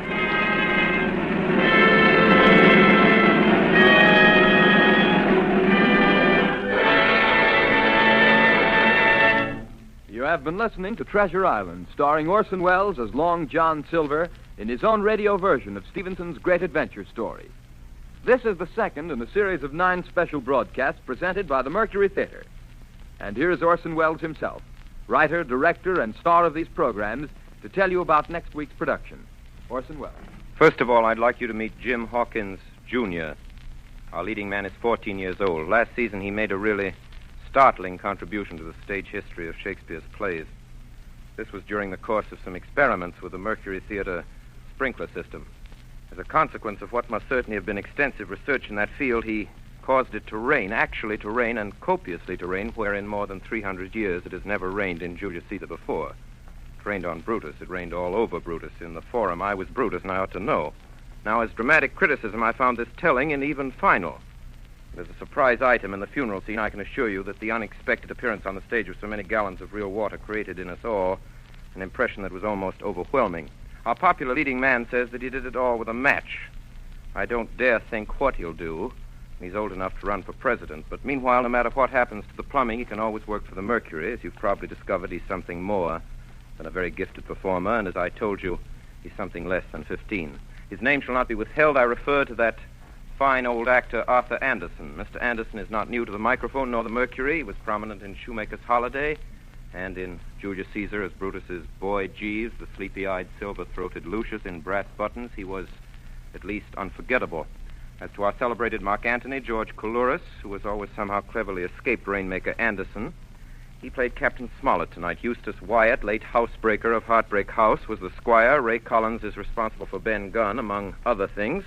And that was Alfred Shirley as Blind Pew. Then you heard Stephen Fox and Agnes Guess What She Played, Moorhead, and a Mercury roundup, William Allen and Richard Wilson inclusive. Jim Hawkins Sr. will bear no comment. Next week, we offer you the ominous and authentic click of the world's most famous knitting needles. Madame Lafarge's needles and Madame herself, Dr. Manette, Sidney Carton, and the entire French Revolution, same time, same station. It is a far, far better thing that I do than I have ever done. Charles Dickens, that is correct. That is absolutely correct. Charles Dickens' Tale of Two Cities. There is at this moment a disturbance in the sub-control room, and if it isn't a tumbrel, it's Arthur Anderson. It's a good thing the program's over. Good night, everybody. Thanks. Please write me the stories you'd like to hear, and goodbye till next week.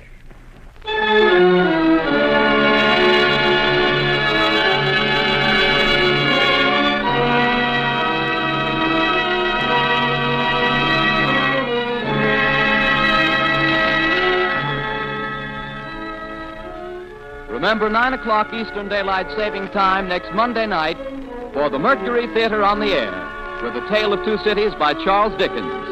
On tonight's production, Bernard Herrmann composed the original music and conducted, and Davidson Taylor supervised for the Columbia Network. Dan Seymour speaking. This is the Columbia Broadcasting System.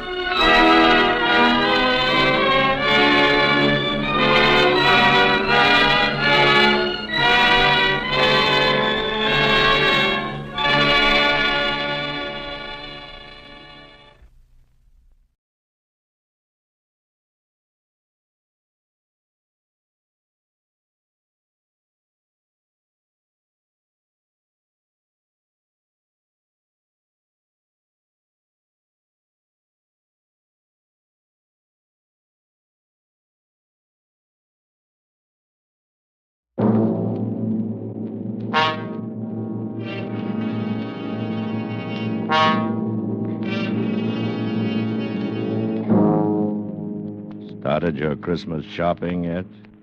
Worried about where the money's coming from? Want to get away from it all? We offer you escape.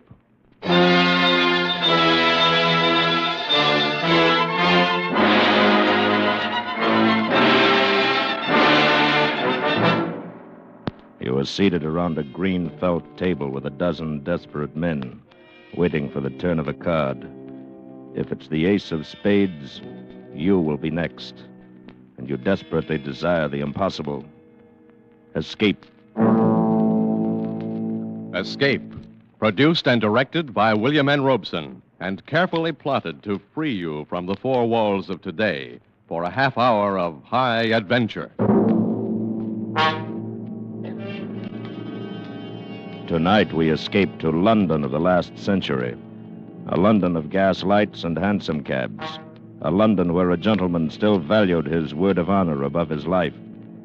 A London of which one terrifying incident is recorded by Robert Louis Stevenson in his unforgettable story, The Young Man with the Cream Tarts.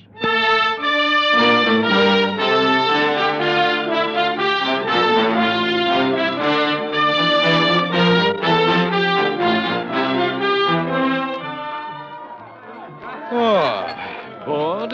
Or rather, city seems to offer little amusement tonight. Well, bottoms up. Let's be on our way. Righto. Your health. And yours. Gentlemen, please have a cream tart. It's absolutely free. My compliments. Madam, will you honor me?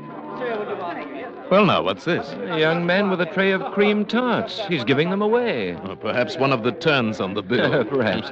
Shall we go? Yes, let's. I pray you accept this confection, for if you do not, I'm bound to eat it myself. You must be crazy. I was never more sane. You refuse? I do. There's nothing for it. My 27th tart since 5 o'clock. Now there are but two left. You, sir. Yes? Will you so far honor an entire stranger? It's really excellent pastry. I should know. I've eaten enough of them. It is not the nature of a gift that is important, but the spirit in which it is offered. The spirit, sir, is one of mockery. Mockery? And whom do you mock? Myself. However, my purpose at the moment is not confession, but rather distribution of these cream tarts. Won't you and your friend dispose of the last of them? Yes. Yes, on one condition. If my friend and I eat your last two cakes, we shall expect you to join us at supper. Supper? It's a horrible thought. I've already eaten 24 of these pastries. Very well, then we shall omit supper and become better acquainted over a bottle of wine. I'm uncertain whether my repugnance for these two remaining tarts or the attraction of your invitation compels me, but I accept. Excellent.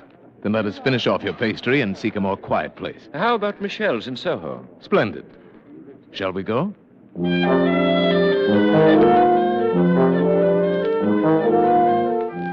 excellent restaurant, excellent wine, and two excellent friends. I drink to your health. And we drink to yours. I'm sure you will understand my curiosity, But you are curious. Naturally. Although I suspect that your story is probably a silly one. Oh, indeed. You may rest assured that we are two of the silliest men in England. My name is Goodall, Theophilus Goodall, and my friend here is Major Alfred Hammersmith. I like you, Mr. Goodall. And you, Major Hammersmith, though I suspect those are not your right names. It is of no importance. Exactly, nor is my name, so I will not divulge it. Although I see no reason why I should deny you my story. It's brief and foolish. Pray tell us, then. It's an oft-told tale. A modest fortune which I squandered in the usual ways at cards, the horse races in Paris. Then 2 months ago, I met a young lady exactly suited to my taste in mind and body. My heart melted. I was in love too late. Yesterday, my solicitor warned me that I had but £100 left in the world. 40 of these I used last night for a special purpose, and I have agreeably spent the day disposing of the remaining £60 in as foolish a manner as I could devise. And the future? The future has been taken care of by the £40. Is it not odd that we three should have met by the merest accident in so large a wilderness as London and be so nearly in the same condition? Yes. Major Hammersmith, I was thinking the very same thing. What's this? Are you two also ruined? Is this bottle of excellent wine the last folly, like my cream tarts? Very nearly so. I'm perhaps a week behind you. I still have a few banknotes in my wallet, however. Here now, this bill will take care of the bottle of wine, and the others I throw into the fire. Oh, no. You shouldn't have burned all of them. You should have kept £40. £40? Why? Why not 50 or 70? For to my certain knowledge, there were more than 100 in his wallet. It was only just £40 he needed. But without them, there is no admission. The rule is strict. What do you mean? I have not yet completely emptied my pocketbook. You are not fooling me. You are indeed ruined men, like me. Oh, indeed. Could you muster £80 between you? Well, let me look in my wallet. Yes, 80 and a little over. Then you're indeed most fortunate. £40 each is the initiation fee of the Suicide Club. The Suicide Club? What the devil is that? The Suicide Club is death's private door. It's the ultimate convenience in our modern world. It exists for unfortunates like us. Those to whom the painful agony of corrosive poison is distasteful. For those whose courage fails them when the cold muzzle chills the forehead. For those whose fear of drowning is greater than their compulsion to die. For these sensitive misfits, the Suicide Club ranges every detail. If you're truly tired of life, I will introduce you tonight to a meeting, and I can assure you that within the week you will be relieved of the burden of living. What do you say? It's more serious than a cream tart, and I suspect more palatable. More serious, certainly. So I wonder if you would give Mr. Goodall and me 5 minutes alone to discuss it. Certainly. I shall wait outside. Your Highness, this adventure must stop here. Nonsense, Colonel Geraldine. I propose to see this through. See it through to what? Death? You forget your obligations, not only to yourself, but to your country. Prince Florizel of Bohemia cannot risk... Tonight I am plain Mr. Goodall, and so I propose to remain. And please remember, Colonel Geraldine, under no circumstances are you to betray my incognito. But, Your Highness... We have survived graver adventures than this one promises to be. And now, Colonel Geraldine, let us pay our bill and accompany our young wastrel to death's private door.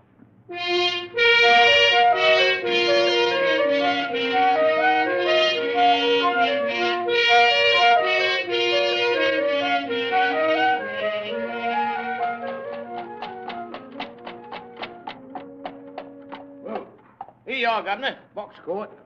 Gentlemen, we have arrived. Here you are, cabby. Keep the change. Oh, thank you, sir. Come on.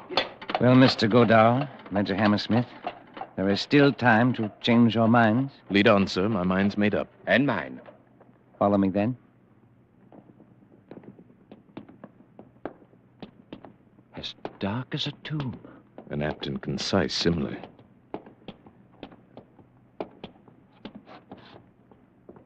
Here we are, gentlemen, at death's private door.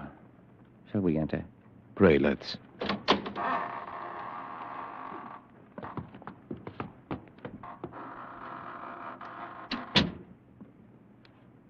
may hang your things in here.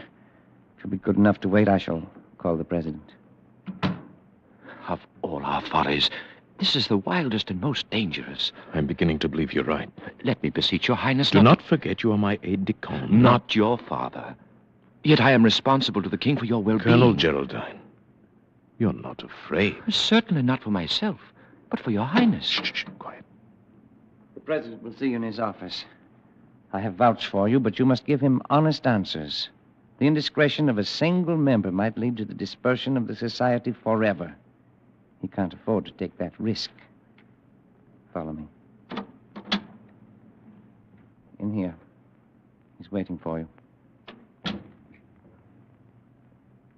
Good evening. I am told that you wish to speak to me.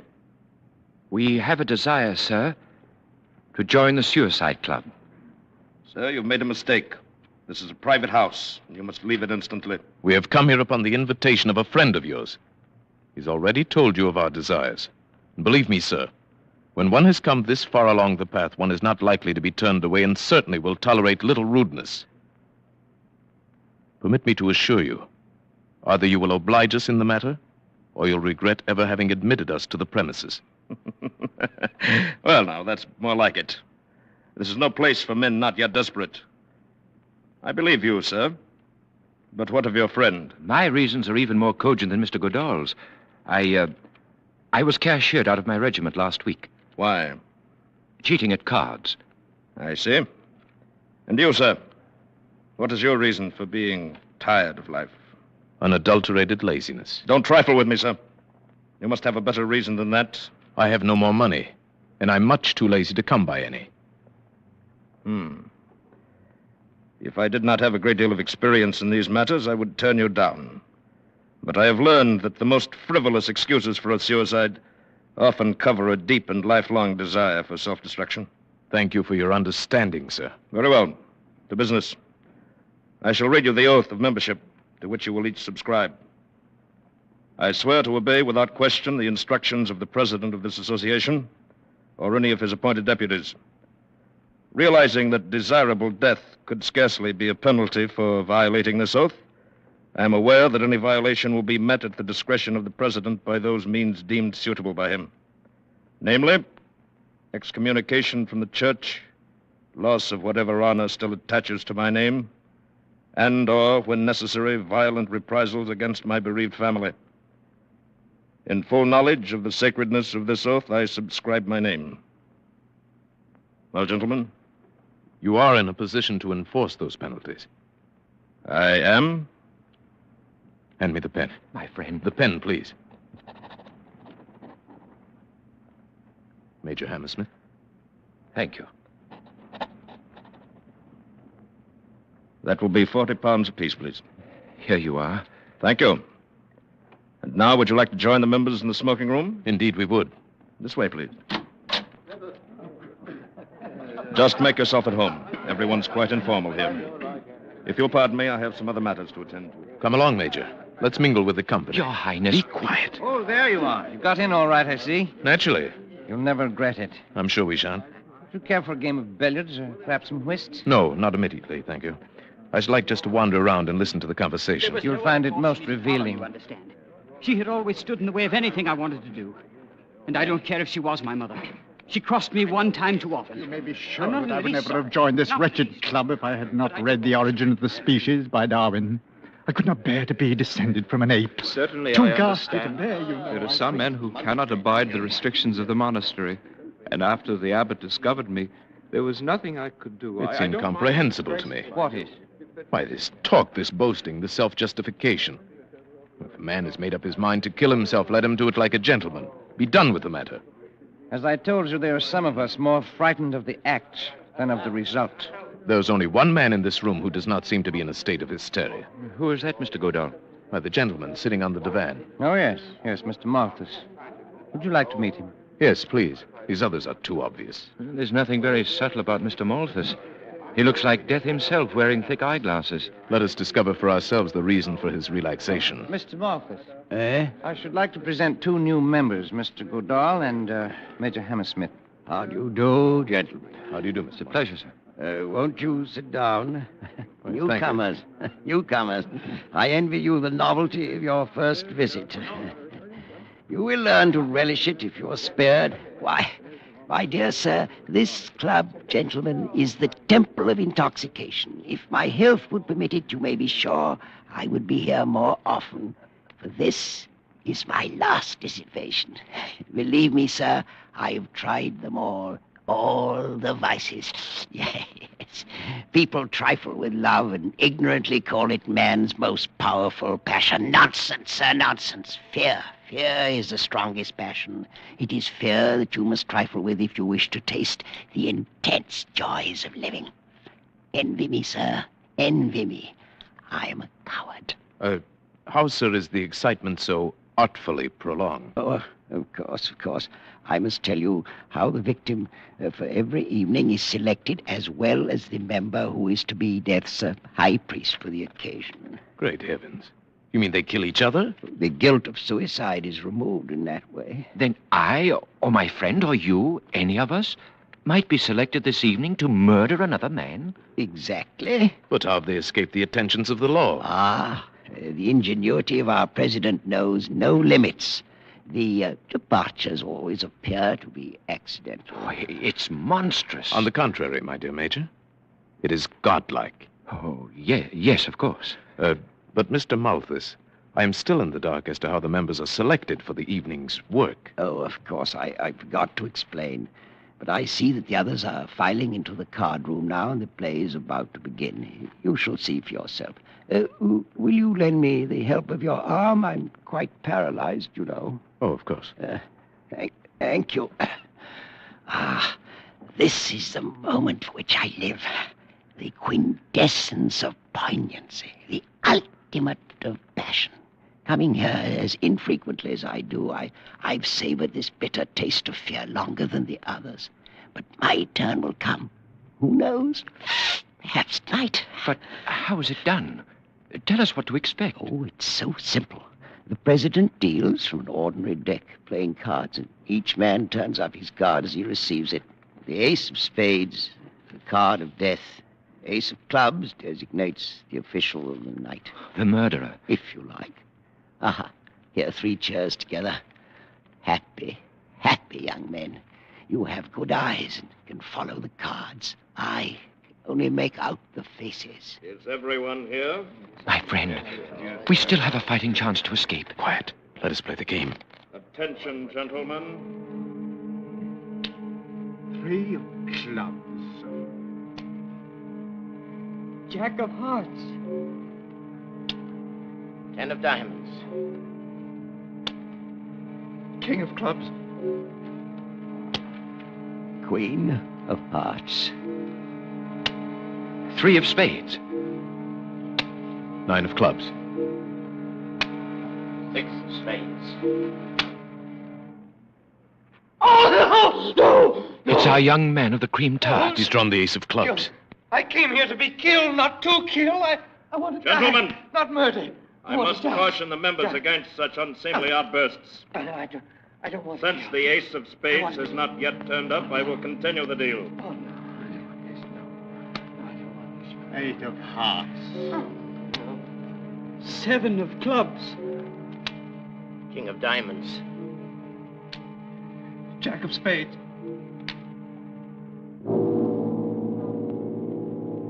Ace of spades. Mr. Malthus. That concludes the play for the night, gentlemen. Will the member who drew the ace of clubs come to my office for his instructions?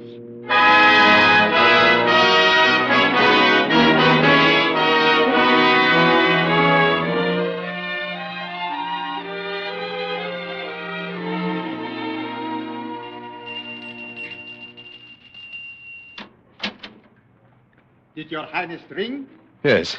Good morning, Roderick. Good morning, sir. Oh, I shall have my breakfast in bed this morning. Yes, your Highness. And Colonel Geraldine has been waiting for you to awaken. Oh, very well. Show him in. Thank you, your Highness. Colonel, His Highness will see you now. Good morning, Geraldine.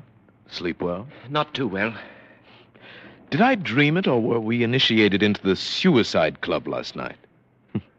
Seems like a nightmare. It was a nightmare, but you didn't dream it. Here, look at this, the morning paper. Huh? Melancholy accident. This morning, about 2 o'clock, Mr. Bartholomew Malthus of 16 Chepstow Place, Westbourne Grove, on his way home from a party at a friend's house, fell off the upper parapet in Trafalgar Square, fracturing his skull. Death was instantaneous. Mr. Malthus, accompanied by a friend, was engaged in looking for a cab at the time. If ever a soul went straight to hell, it was that poor paralytic. Yes, at least he's dead and out of it. But think of our young man of the cream tarts. Last night, that lad was as innocent as you and I. This morning, he is a murderer. Thank heavens we're safely out of it. Are we? Oh, no. You're not going to return. I must. You are infected with a passion of fear just as poor Malthus was. Perhaps. Whatever it is. Tonight, once more, we take our places at the table of the Suicide Club.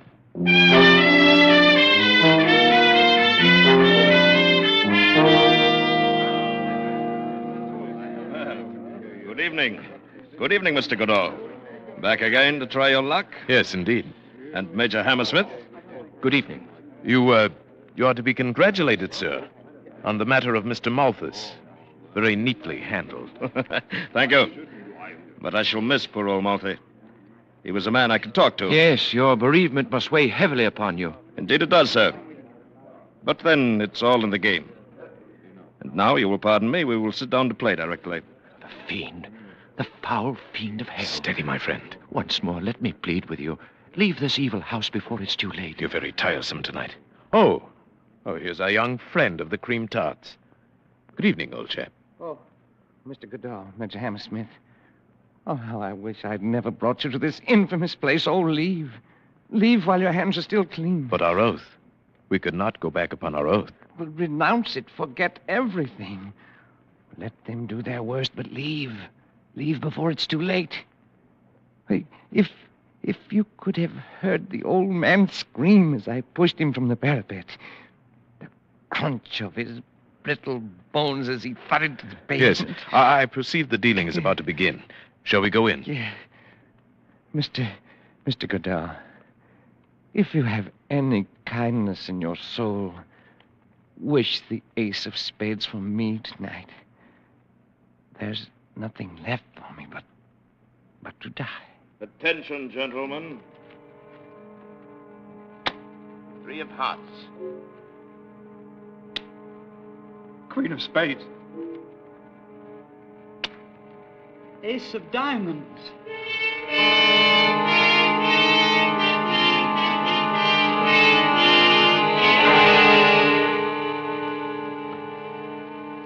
Three times around and neither black ace has come up. We are just 13 at the table. This 4th round. This will tell the tale. And I am next to last.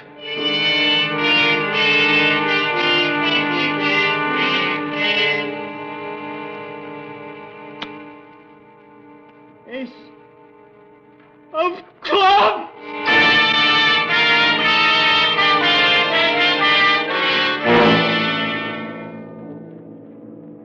Only 4 more cards. King of spades. Oh, pray for me, Mr. Goodall. Pray for me. I have 1 chance in 3. Pray that I get the ace. 6 of diamonds. And now, I have 1 chance in 2. My friend, don't. Silence. Ace of spades. Very well. That concludes tonight's play, gentlemen. Oh, Mr. Goodall. I'd give $1 million if I had it for your luck. I would sell you this card for much less if I could. Well, Mr. Goodall, my congratulations. I am pleased to have met you, sir, and to have been in the position to do you this trifling service. At least you can't complain of delay. Yes. And now, before I leave forever, I should like to ask a question. A purely hypothetical question, of course, since I am not a man to go back upon my word. But you wonder what would happen if you did. If upon the turning of the card you had changed your mind and now wish to live? Precisely. Suppose my friend, Major Hammersmith, and I elected to ignore our oath. Suppose we began by tearing this place apart.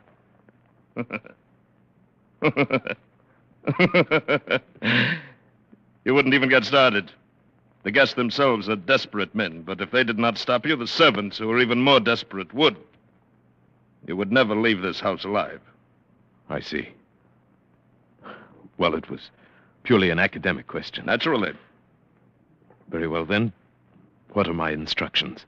You will proceed along the Strand in the direction of the city, on the left-hand pavement, until you come upon a black carriage with drawn curtains. In this carriage will be the member who has tonight drawn the ace of clubs. My executioner. Your collaborator in suicide. You will enter the carriage, and he will continue your instructions. Please have the kindness to obey him in every detail. The authority of the club is vested in his person for the night. I wish you a pleasant walk. Thank you. But first I must say farewell to my friend, Major Hammersmith. I regret that is strictly against the rules. No farewells. Too disturbing for the still living members. You will leave through this side door to the workroom. But I must have... We won't have any trouble now, will we, Mr. Goodall? No. No, of course not. Your coat? And hat? Your stick. Thank you. Again, Mr. Goodall. A most pleasant walk.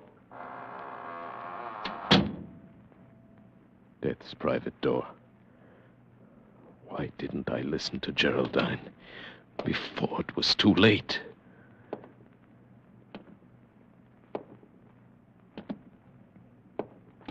All right, What is this? My instructions are to meet the coach in the Strand. You'll take this coach right now. Get in with you. All right. Take this one away.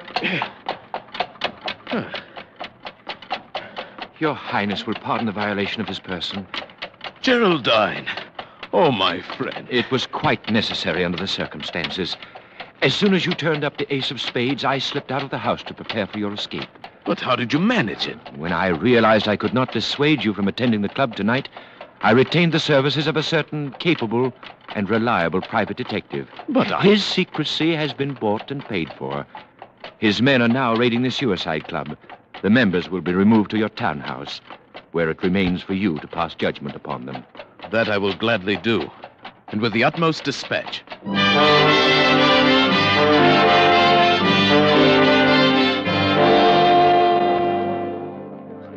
What have they brought us here for? They didn't look like Scotland Yard men to me. What difference does it make? Perhaps this will be a quicker way out. Gentlemen. Why, that's my friend, Major Hammersmith.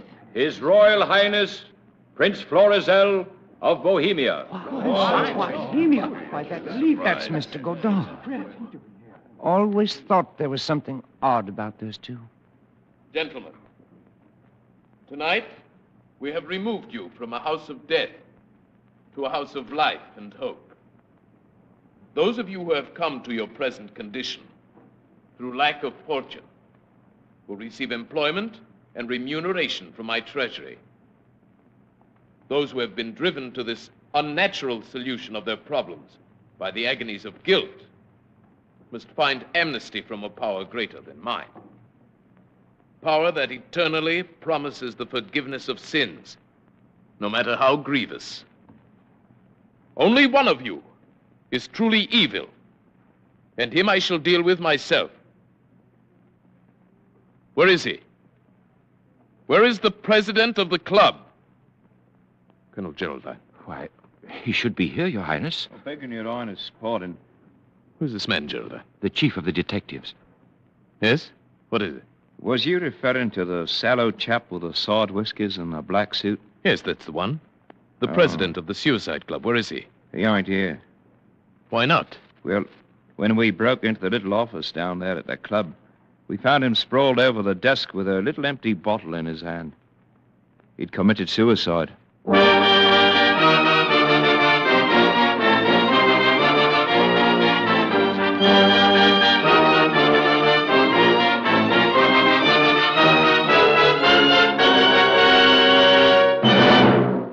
Escape is produced and directed by William N. Robeson, and tonight brought you The Young Man with the Cream Tarts by Robert Louis Stevenson, adapted for radio by Mr. Robeson, with Paul Frees as Prince Florizel, Bill Johnstone as Colonel Geraldine, and Barton Yarborough as the young man.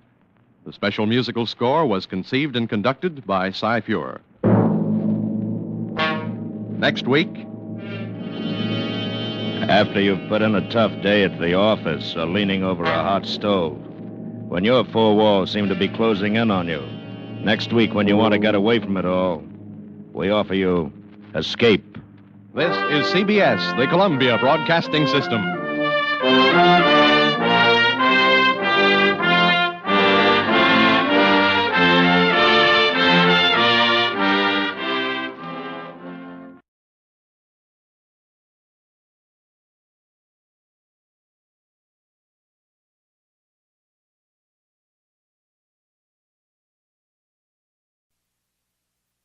The world's greatest stories, brought to you by Nelson Olmsted.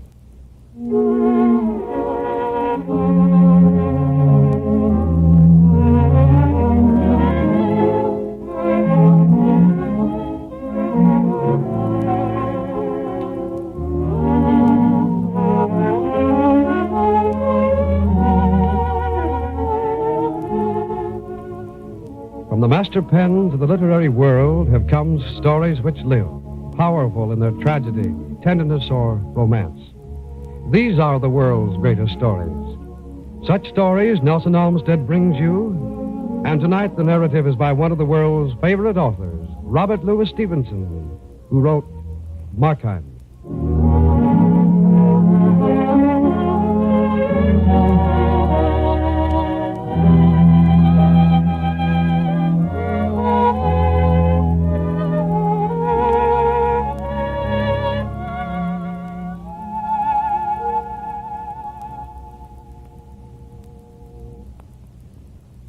Markheim had just entered the shop on the daylight streets, and his eyes had not yet grown familiar with the mingled shine and darkness. Before the near presence of the flame of the candle the dealer held up, he blinked painfully and looked aside. The dealer chuckled. You come to me in a Christmas day when you know that I'm alone in me house, put up me shutters and make a point of refusing business. What is it you wish me to buy this time? Something from your uncle's cabinet? Said Markheim. This time, I've not come to sell, but to buy. I have no curios to dispose of. My uncle's cabinet is bare to the wainscot, and even were it still intact, I've done well on the stock exchange, and should more likely add to it than otherwise. And my errand today is simplicity itself. I seek a Christmas present for a lady, and certainly I owe you every excuse for disturbing you upon so small a matter on Christmas Day. But the thing was neglected yesterday. I must produce my little compliment at dinner, and as you very well know, a rich marriage is not a thing to be neglected. Well, sir, be it so. You're an old customer after all. Now, I have a nice thing for a lady. That hand glass, 15th century warranted. Comes from a good collection, too. Just a moment, I'll get it for you. The old dealer turned around, searched in the lower shelves, against a wall. Then, as he began to rearise, Markheim bounded from behind upon his victim. The long skewer-like dagger flashed and fell. The dealer struggled like a hen, striking his temple on the shelf, and then tumbled on the floor in a heap. Dead. Time had a score of small voices in that shop, some stately and slow as was becoming to their great age, others garrulous and hurried. All these told out the seconds in an intricate chorus of tickings. These clocks sounded inordinately loud to Markheim as he looked around the shop. Time, now that the deed was accomplished, time, which had closed for its victim, had become instant and momentous for the slayer. This thought was yet in his mind when first one and then another, with every variety of pace and force, one deep as a bell from a cathedral turret, another ringing its treble notes the prelude of the waltz, the clocks began to strike the hour of 3 in the afternoon. The sudden outbreak of so many tongues in the dumb chamber staggered him. He began to bestir himself, going to and fro with the candle, beleaguered by moving shadows. and startled to the soul by chance reflections. Here, within the house, was he alone? He knew he was, for he'd watched the servant set forth, sweethearting in her poor best, out for the day, written in every ribbon and smile. Yes, he was alone, of course. And yet, in the bulk of that empty house about him, he could surely hear the stir of delicate footing. He was surely conscious, inexplicably conscious, of some presence. Markheim reflected he was wasting precious time. The money, that was now Markheim's concern, and as a means, the keys. He shuddered as he took them from the murdered dealer and tiptoed stealthily up the stairs into the dealer's own room. The sense that he was not alone grew upon him to the verge of madness.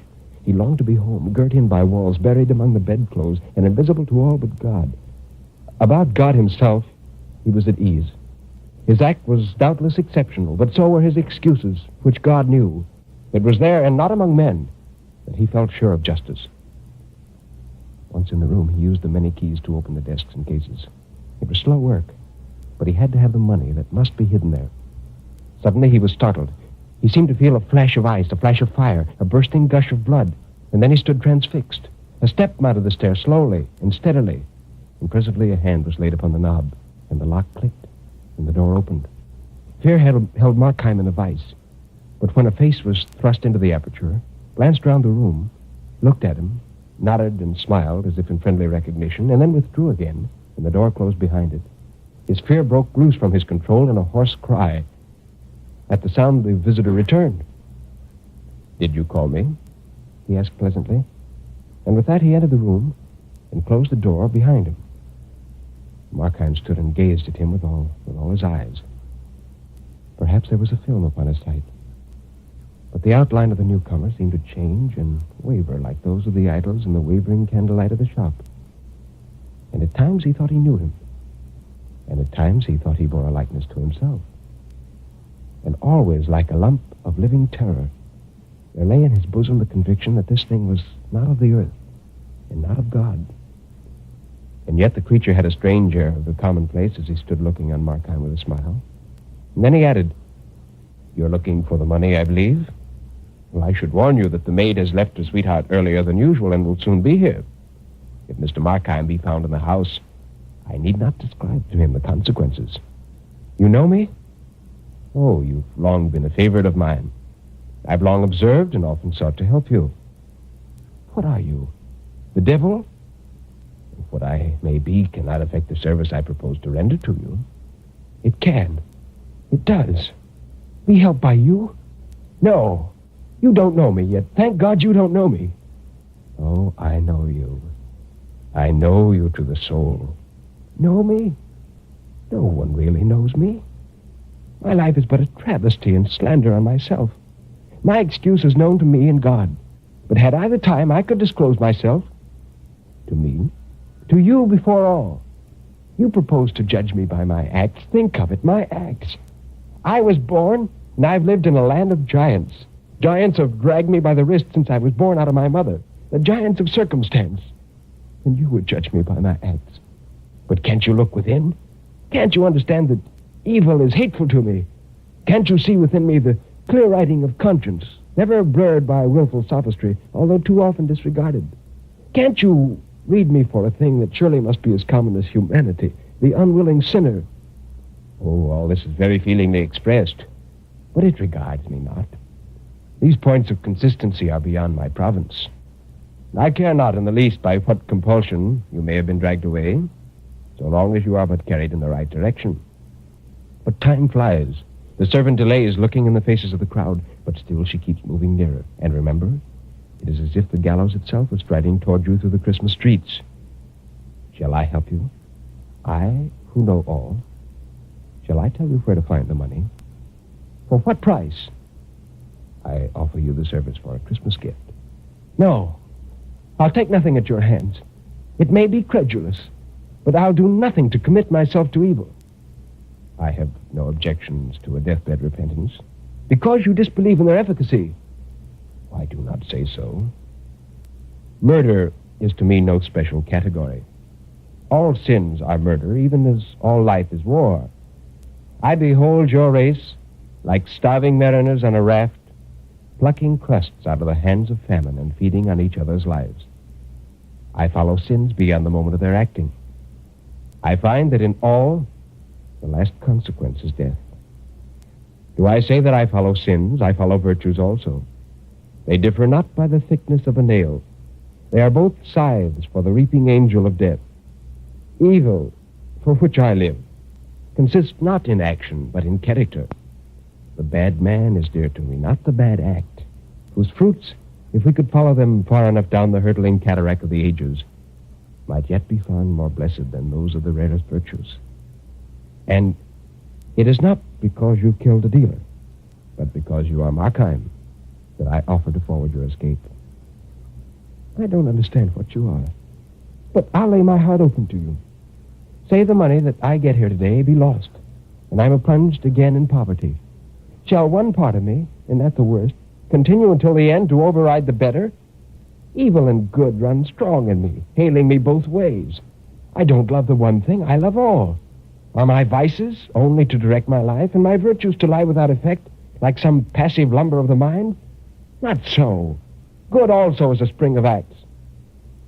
Oh, for 36 years that you've been in this world, through many changes of fortune and varieties of humor, I've watched you steadily fall. Downward, downward lies your way. Nor can anything but death avail to stop you. Content yourself with what you are, for you will never change, and the words of your part in this stage of life are irrevocably written down. At this moment, the sharp note of a doorbell rang through the house, and the visitant, as though this were some concerted signal for which he had been waiting, changed at once in his demeanor. The maid, she has returned as I forewarned you, and now you must get rid of her in the same manner you handled the dealer. Up, up, friend. Your life hangs trembling in the scales. Up and act. If I be condemned to evil acts, there's still one door of freedom open. I can cease from action. If my life be an ill thing, I can lay it down. My love of good is damned to barrenness, but I still have my hatred of evil. And from that to your galling disappointment, you shall see that I can draw both energy and courage. With these words, the features of the visitor began to undergo a wonderful and lovely change. They brightened and softened with a tender triumph. And even as they brightened, faded, and dislimbed. But Markheim did not pause to watch or understand the transformation. He opened the door, went downstairs, and confronted the maid in the threshold with something like a smile. He said, "You'd better go for the police. I've killed your master."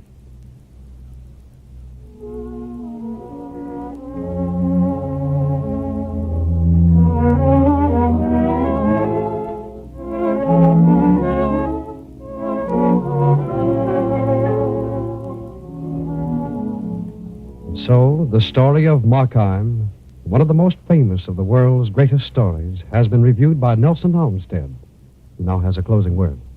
Robert Louis Stevenson, who wrote Markheim in 1884, once again delved into his favorite topic, that of a man failing through weakness.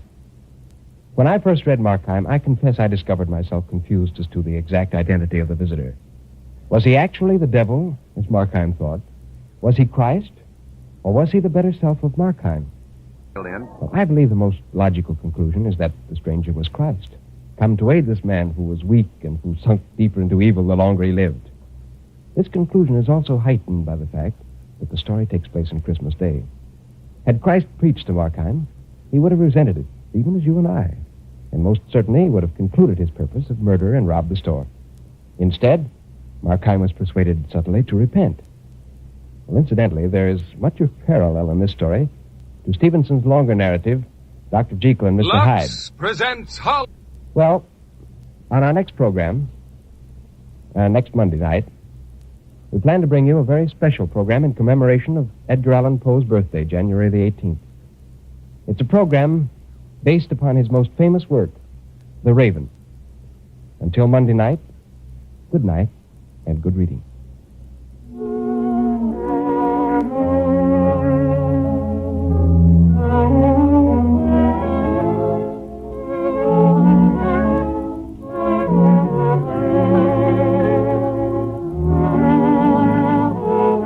Lux presents presents Hollywood. 3 times each week, over these same stations, Nelson Olmsted brings you the world's greatest stories in review. Next Monday night, listen for The Raven by Edgar Allan Poe.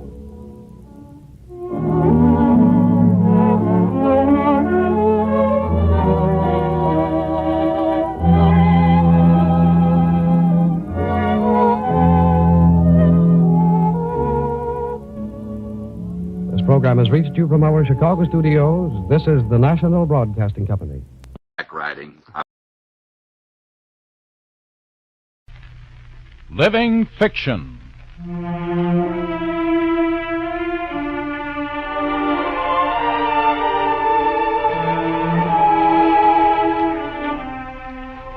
Northwestern University, in cooperation with the National Broadcasting Company, brings you a radio dramatization of another timeless story, The Suicide Club by Robert Louis Stevenson. Another in a series of Living Fiction.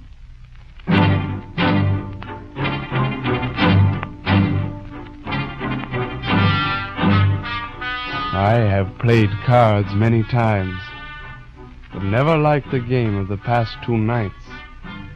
The game was simple, no skill required, but the stakes were high, so high that the awesomeness of the game overcast the delicacy of wine, the rapture of love, the elation of fulfilled ambition.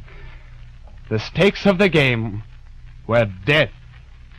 Colonel Geraldine, my aide, and I were often compelled to leave the monotony Hollywood, of court California, to Monday, search for April adventure. 19th. As free to faraway Bohemia, I had few duties in England, and whenever the pomposity and complacency of court life became unbearable, the Colonel and I would disguise our nobility and search for people who really lived. 2 nights ago, we were on such a venture in an obscure pub. We were ready to leave when a young man strolled in with 2 platters of cream tart. Come, sir, have a tart. You know, like all good things, they are free. Come, have one. I do not take tarts from beggars No. or strangers. Have your tarts elsewhere. Well, I'm neither stranger nor beggar. But since you refuse my tart, I shall have to eat it myself. Scoff if you will. But my tarts are free. Sir, here is an adventure. Let us partake of his blasted tarts and know him better. Interesting character, giving away tarts. He's either a fool or else he has no use for our material pleasures. We shall find out. Tartman, we shall take one of your tarts. A tart, sir? I am in a habit of looking not so much to the nature of a gift as to the spirit in which it is offered. For the spirit is one of mockery, sir. Mockery? And whom do you propose to mock? Oh, I'm not here to expound my philosophy, but to distribute these cream tarts. If you accept one, I shall regain faith. If not, you will constrain me to eat my 28th. And food, I'm afraid, neither fills the stomach nor enriches the mind. An odd remark to come from a man whose stomach is indubitably filled with cream tarts. Oh, come, Geraldine. You will, I am sure, my dear Tartman, pardon my curiosity. What I have seen of you has greatly pleased, but even more puzzled me. And while I should not like to be indiscreet... Indiscretion is a special vice of mine, sir. Well, even so, I must tell you that my friend and I are persons very well worthy to be entrusted with a secret. We're sure to reveal it. We have many secrets of our own which we are constantly revealing to improper ears. Oh, but my secret is most trivial, even silly. Excellent. If your story is a silly one, you need have no delicacy with us, who are 2 of the silliest men in England. We pass our lives entirely in search for extravagant adventures, and there is no extravagance with which we are not capable of sympathy. I like you, sir. You inspire me with a natural confidence. There is every reason why I should not tell you my story. Perhaps that's just the reason why I'm going to do so. At least you seem so well prepared to hear a tale of silliness that I cannot disappoint you. My name, I shall keep to myself. My ancestors were kind, for from them I inherited property, wealth, and a harebrained humor. I received a good education. I can play the violin nearly well enough to earn money in an orchestra, but not quite. The same remark applies to the flute and the French horn. I must say you seem too talented to pass your time on cream tarts. My acquaintance with French was sufficient to enable me to squander money in Paris with almost the same facility as in London. In short, I am a person full of manly accomplishments. Grown weary of life, I have spent my last 40 pounds in these cream tarts. After eating most of them myself, I've grown more weary. And well you might. Man is a most skeptical being. Now I am determined to bring a foolish career to a still more foolish conclusion. Let us play along with this fellow. There is more to it than the tarts. Right. Why, is this not odd that we three fellows should have met by the merest accident in so large a wilderness as London, and should be so nearly in the same condition? What? Are you all... Has the devil brought three of his own together for a last carouse? The devil, depend upon it, can sometimes do a very gentlemanly thing. You're not fooling me. You're indeed ruined men like me. You've said so? Ruined. Ruined like me. Are you after a life of indulgence, come to such a pass that you can only indulge yourselves in one thing more? Are you going to avoid the consequence of your folly by the one infallible and easy path? Death? Yes, we too, like yourself, have had enough of life. Sooner or later, alone or together, we mean to seek out death. Since we've met you and your case is more pressing, let it be tonight, and right now. You are the men for me! Shake hands upon the bargain. You little know in what a happy moment for yourselves you partook of my cream tarts. I am only a unit, but I am a unit in an army. I know death's private door. Indeed. I am one of death's familiars, and can show you into eternity without ceremony, and yet without scandal. Do you have 80 pounds between you? Yes, but no more than that. Fortunate beings. 40 pounds each is the entry money of the Suicide Club. Suicide Club? What the devil is that? You shall see. If you are truly tired of life, I shall introduce you tonight at a meeting of the club. I shall give you time to consider my proposal. You know, it's more serious than a cream tart, and I suspect more palatable. More serious, certainly. Will you allow us a moment? Oh, most certainly. I shall retire. Colonel, what is the matter with you? I see you are worried, whereas my mind is very tranquilly made up. I will see how this thing ends. Let me ask you to consider the importance of your life, not only to your friends, but to the public interest. I will see the end of this. Very well, Your Highness. Tartman, we have decided. There is still time to make good your escape. Reflect well before you take another step. Lead on, sir. I am not the man to go back from a thing once started.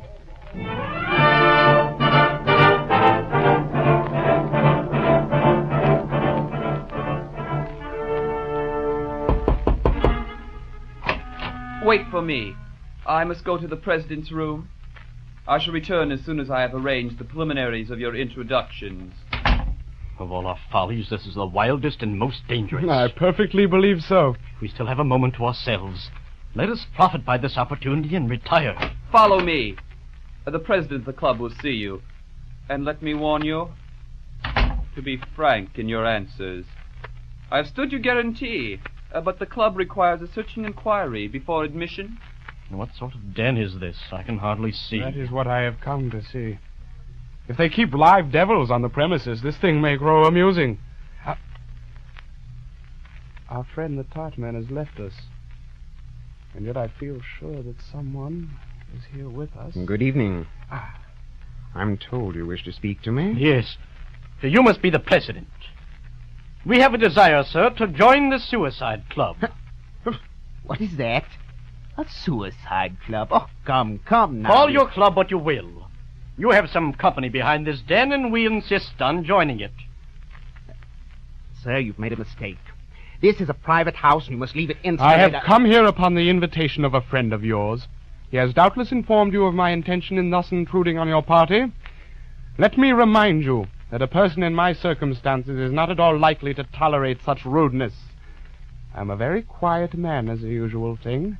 But, my dear sir, you are either going to oblige me in this little matter, of which you are well aware, or you shall very bitterly repent that you ever admitted me to your antechamber. That's the way to speak. You're a man who is a man. Now, what reason have you for seeking entry to the Suicide Club? Why are you tired of life? As near as I can make out, an adulterated laziness. You must have a better reason than that. I have no more money. That is also a vexation, without doubt. It brings my sense of idleness to an acute point. If I had not a great deal of experience, I should turn you off. But I know the world, and that the most frivolous excuses for suicide are the best. You are admitted to the Suicide Club.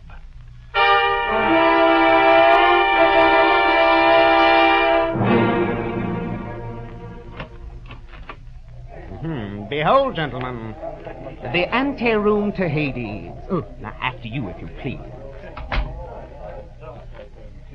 And this, my good sirs, is the Suicide Club.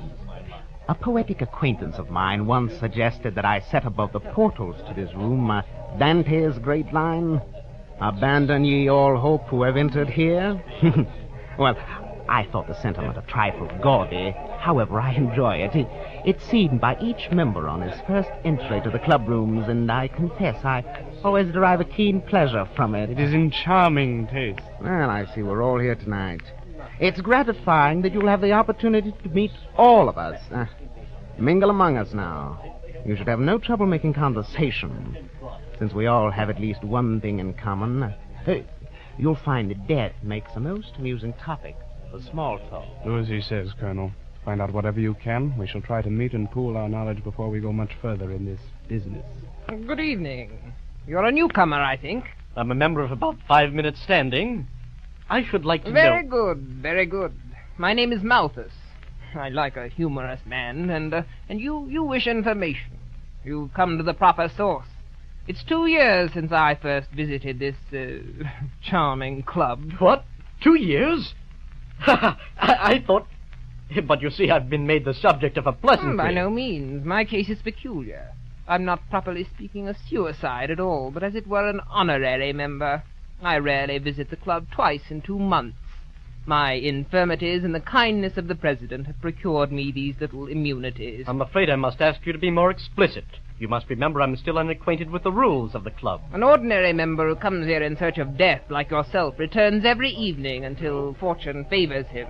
Each night the president shuffles and deals the cards and makes the necessary arrangements. You speak of shuffling and dealing cards. But for what end? And you who seems rather unwilling to die. What brings you here? Why, my dear man, this club is the very temple of intoxication. Look at that man over there.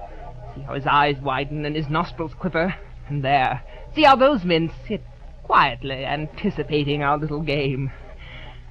There's no excitement more overpowering than this. I deny that it is love which is the strong passion. Fear is the strong passion. It's fear you must trifle with if you wish to taste the intense joys of living. Envy me, sir. I'm a coward. How, sir, is the excitement so prolonged? And where is there any element of uncertainty? I must tell you how the victim for the evening is selected. And not only the victim, but another member as well, who is to be the instrument in the club's hands and death's high priest for the occasion. They don't kill each other. The trouble of suicide is removed in that way. Oh, no. And my friend, I mean, may any one of us be called upon this evening as the murderer of another? Can such a thing be possible among men? Oh, you're shocked, my dear fellow. You're most positively shocked. How delightful. A relic of the days when I could afford morals. I'm begging you to forget it. Since you say the game is interesting, I follow the club. After all, why not? You're now, after your first moment of surprise, in a position to appreciate the delights of our society. The game we play is one of extreme simplicity. The president shuffles and then deals cards to each member of the club until the entire deck of 52 has been exhausted. But the object? What is the object of the game? We're ready for the game. See, the president is shuffling the cards. Watch for the ace of spades, which is the sign of death, and the ace of clubs, which designates the official for the night. Happy, happy young men. You have good eyes and can follow the game. Sit beside me. I can't tell an ace from a deuce across the table. Colonel, here I am beside you. This is what we have been waiting for. One bold stroke and we may still escape. Oh, silence. Let me see that you can play like a gentleman for any stake, however serious. He's beginning to deal the cards.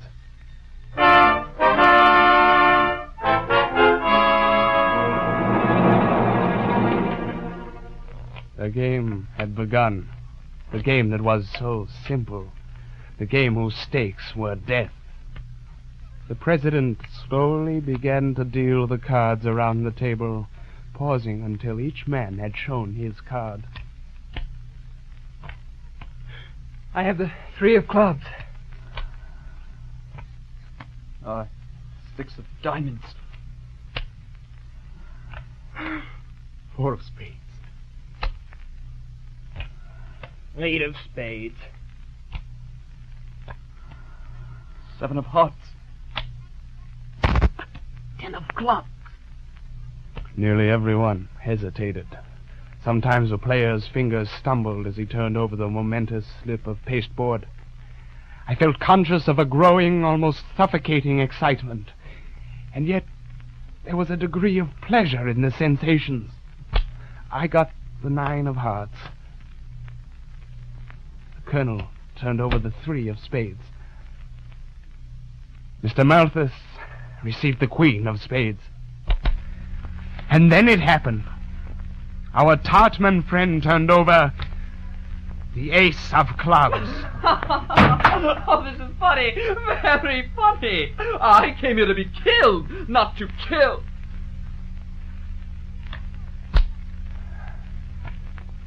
Jack of hearts. 2 of spades. King of diamonds. The deal was coming around again, and still Death's card, the ace of spades, had not come out. I tried to hold my breath and only breathed in gasps. The president was relishing our discomfort. As he passed each card, he tucked his tongue in his cheek as if the delicate taste of death were... The president was a connoisseur of death. I received another heart. The colonel turned up a diamond. We were safe. But then... Mr. Malthus had turned up his card. It was the ace of spades. We went home quickly, hoping to drown our memories in sleep. But sleep is only the postponing of reality. Eventually I must face the events of our ill-fated adventure. I was not to wait long, for as I read my newspaper the next morning, there it was.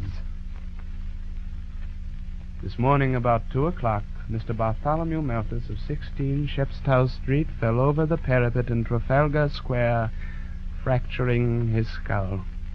Death was instantaneous. He was coming home from a party at a friend's house at the time. Ah, Colonel, have you seen this? That is the result of our game of cards. Yes, quite a well-known man to have a front page for an obituary. It's odd, though. I almost rejoice to know that he is dead. If there was ever a vicious... Yeah, but for a young man of the cream of touts, I confess that my heart aches. Colonel, that unhappy lad last night was as innocent as you or I. And this morning, the guilt of blood... When I think of the president, my heart grows sick within me. I do not know how it can be done, but I shall have that scoundrel at my mercy as there is a God in heaven.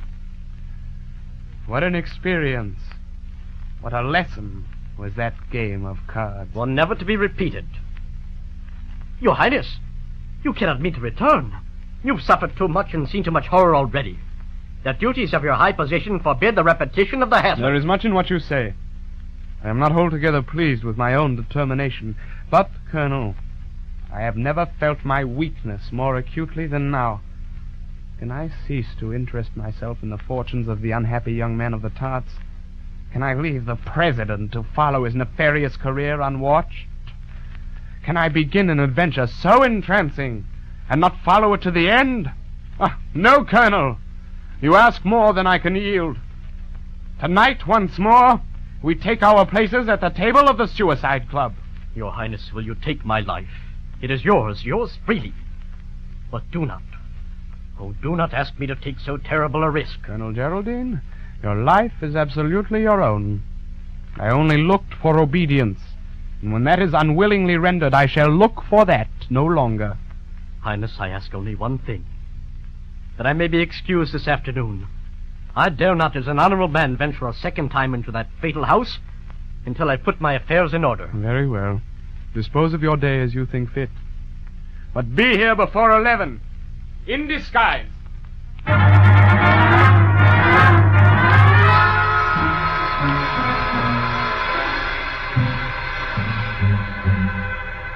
At 11:30 we arrived again at the portals of the Suicide Club. Everyone was there. Everyone but Mr. Malthus. To ensure the constancy of membership, a new member had taken the last victim's place.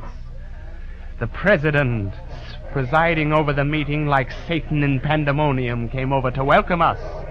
I congratulated him warmly on his last murder.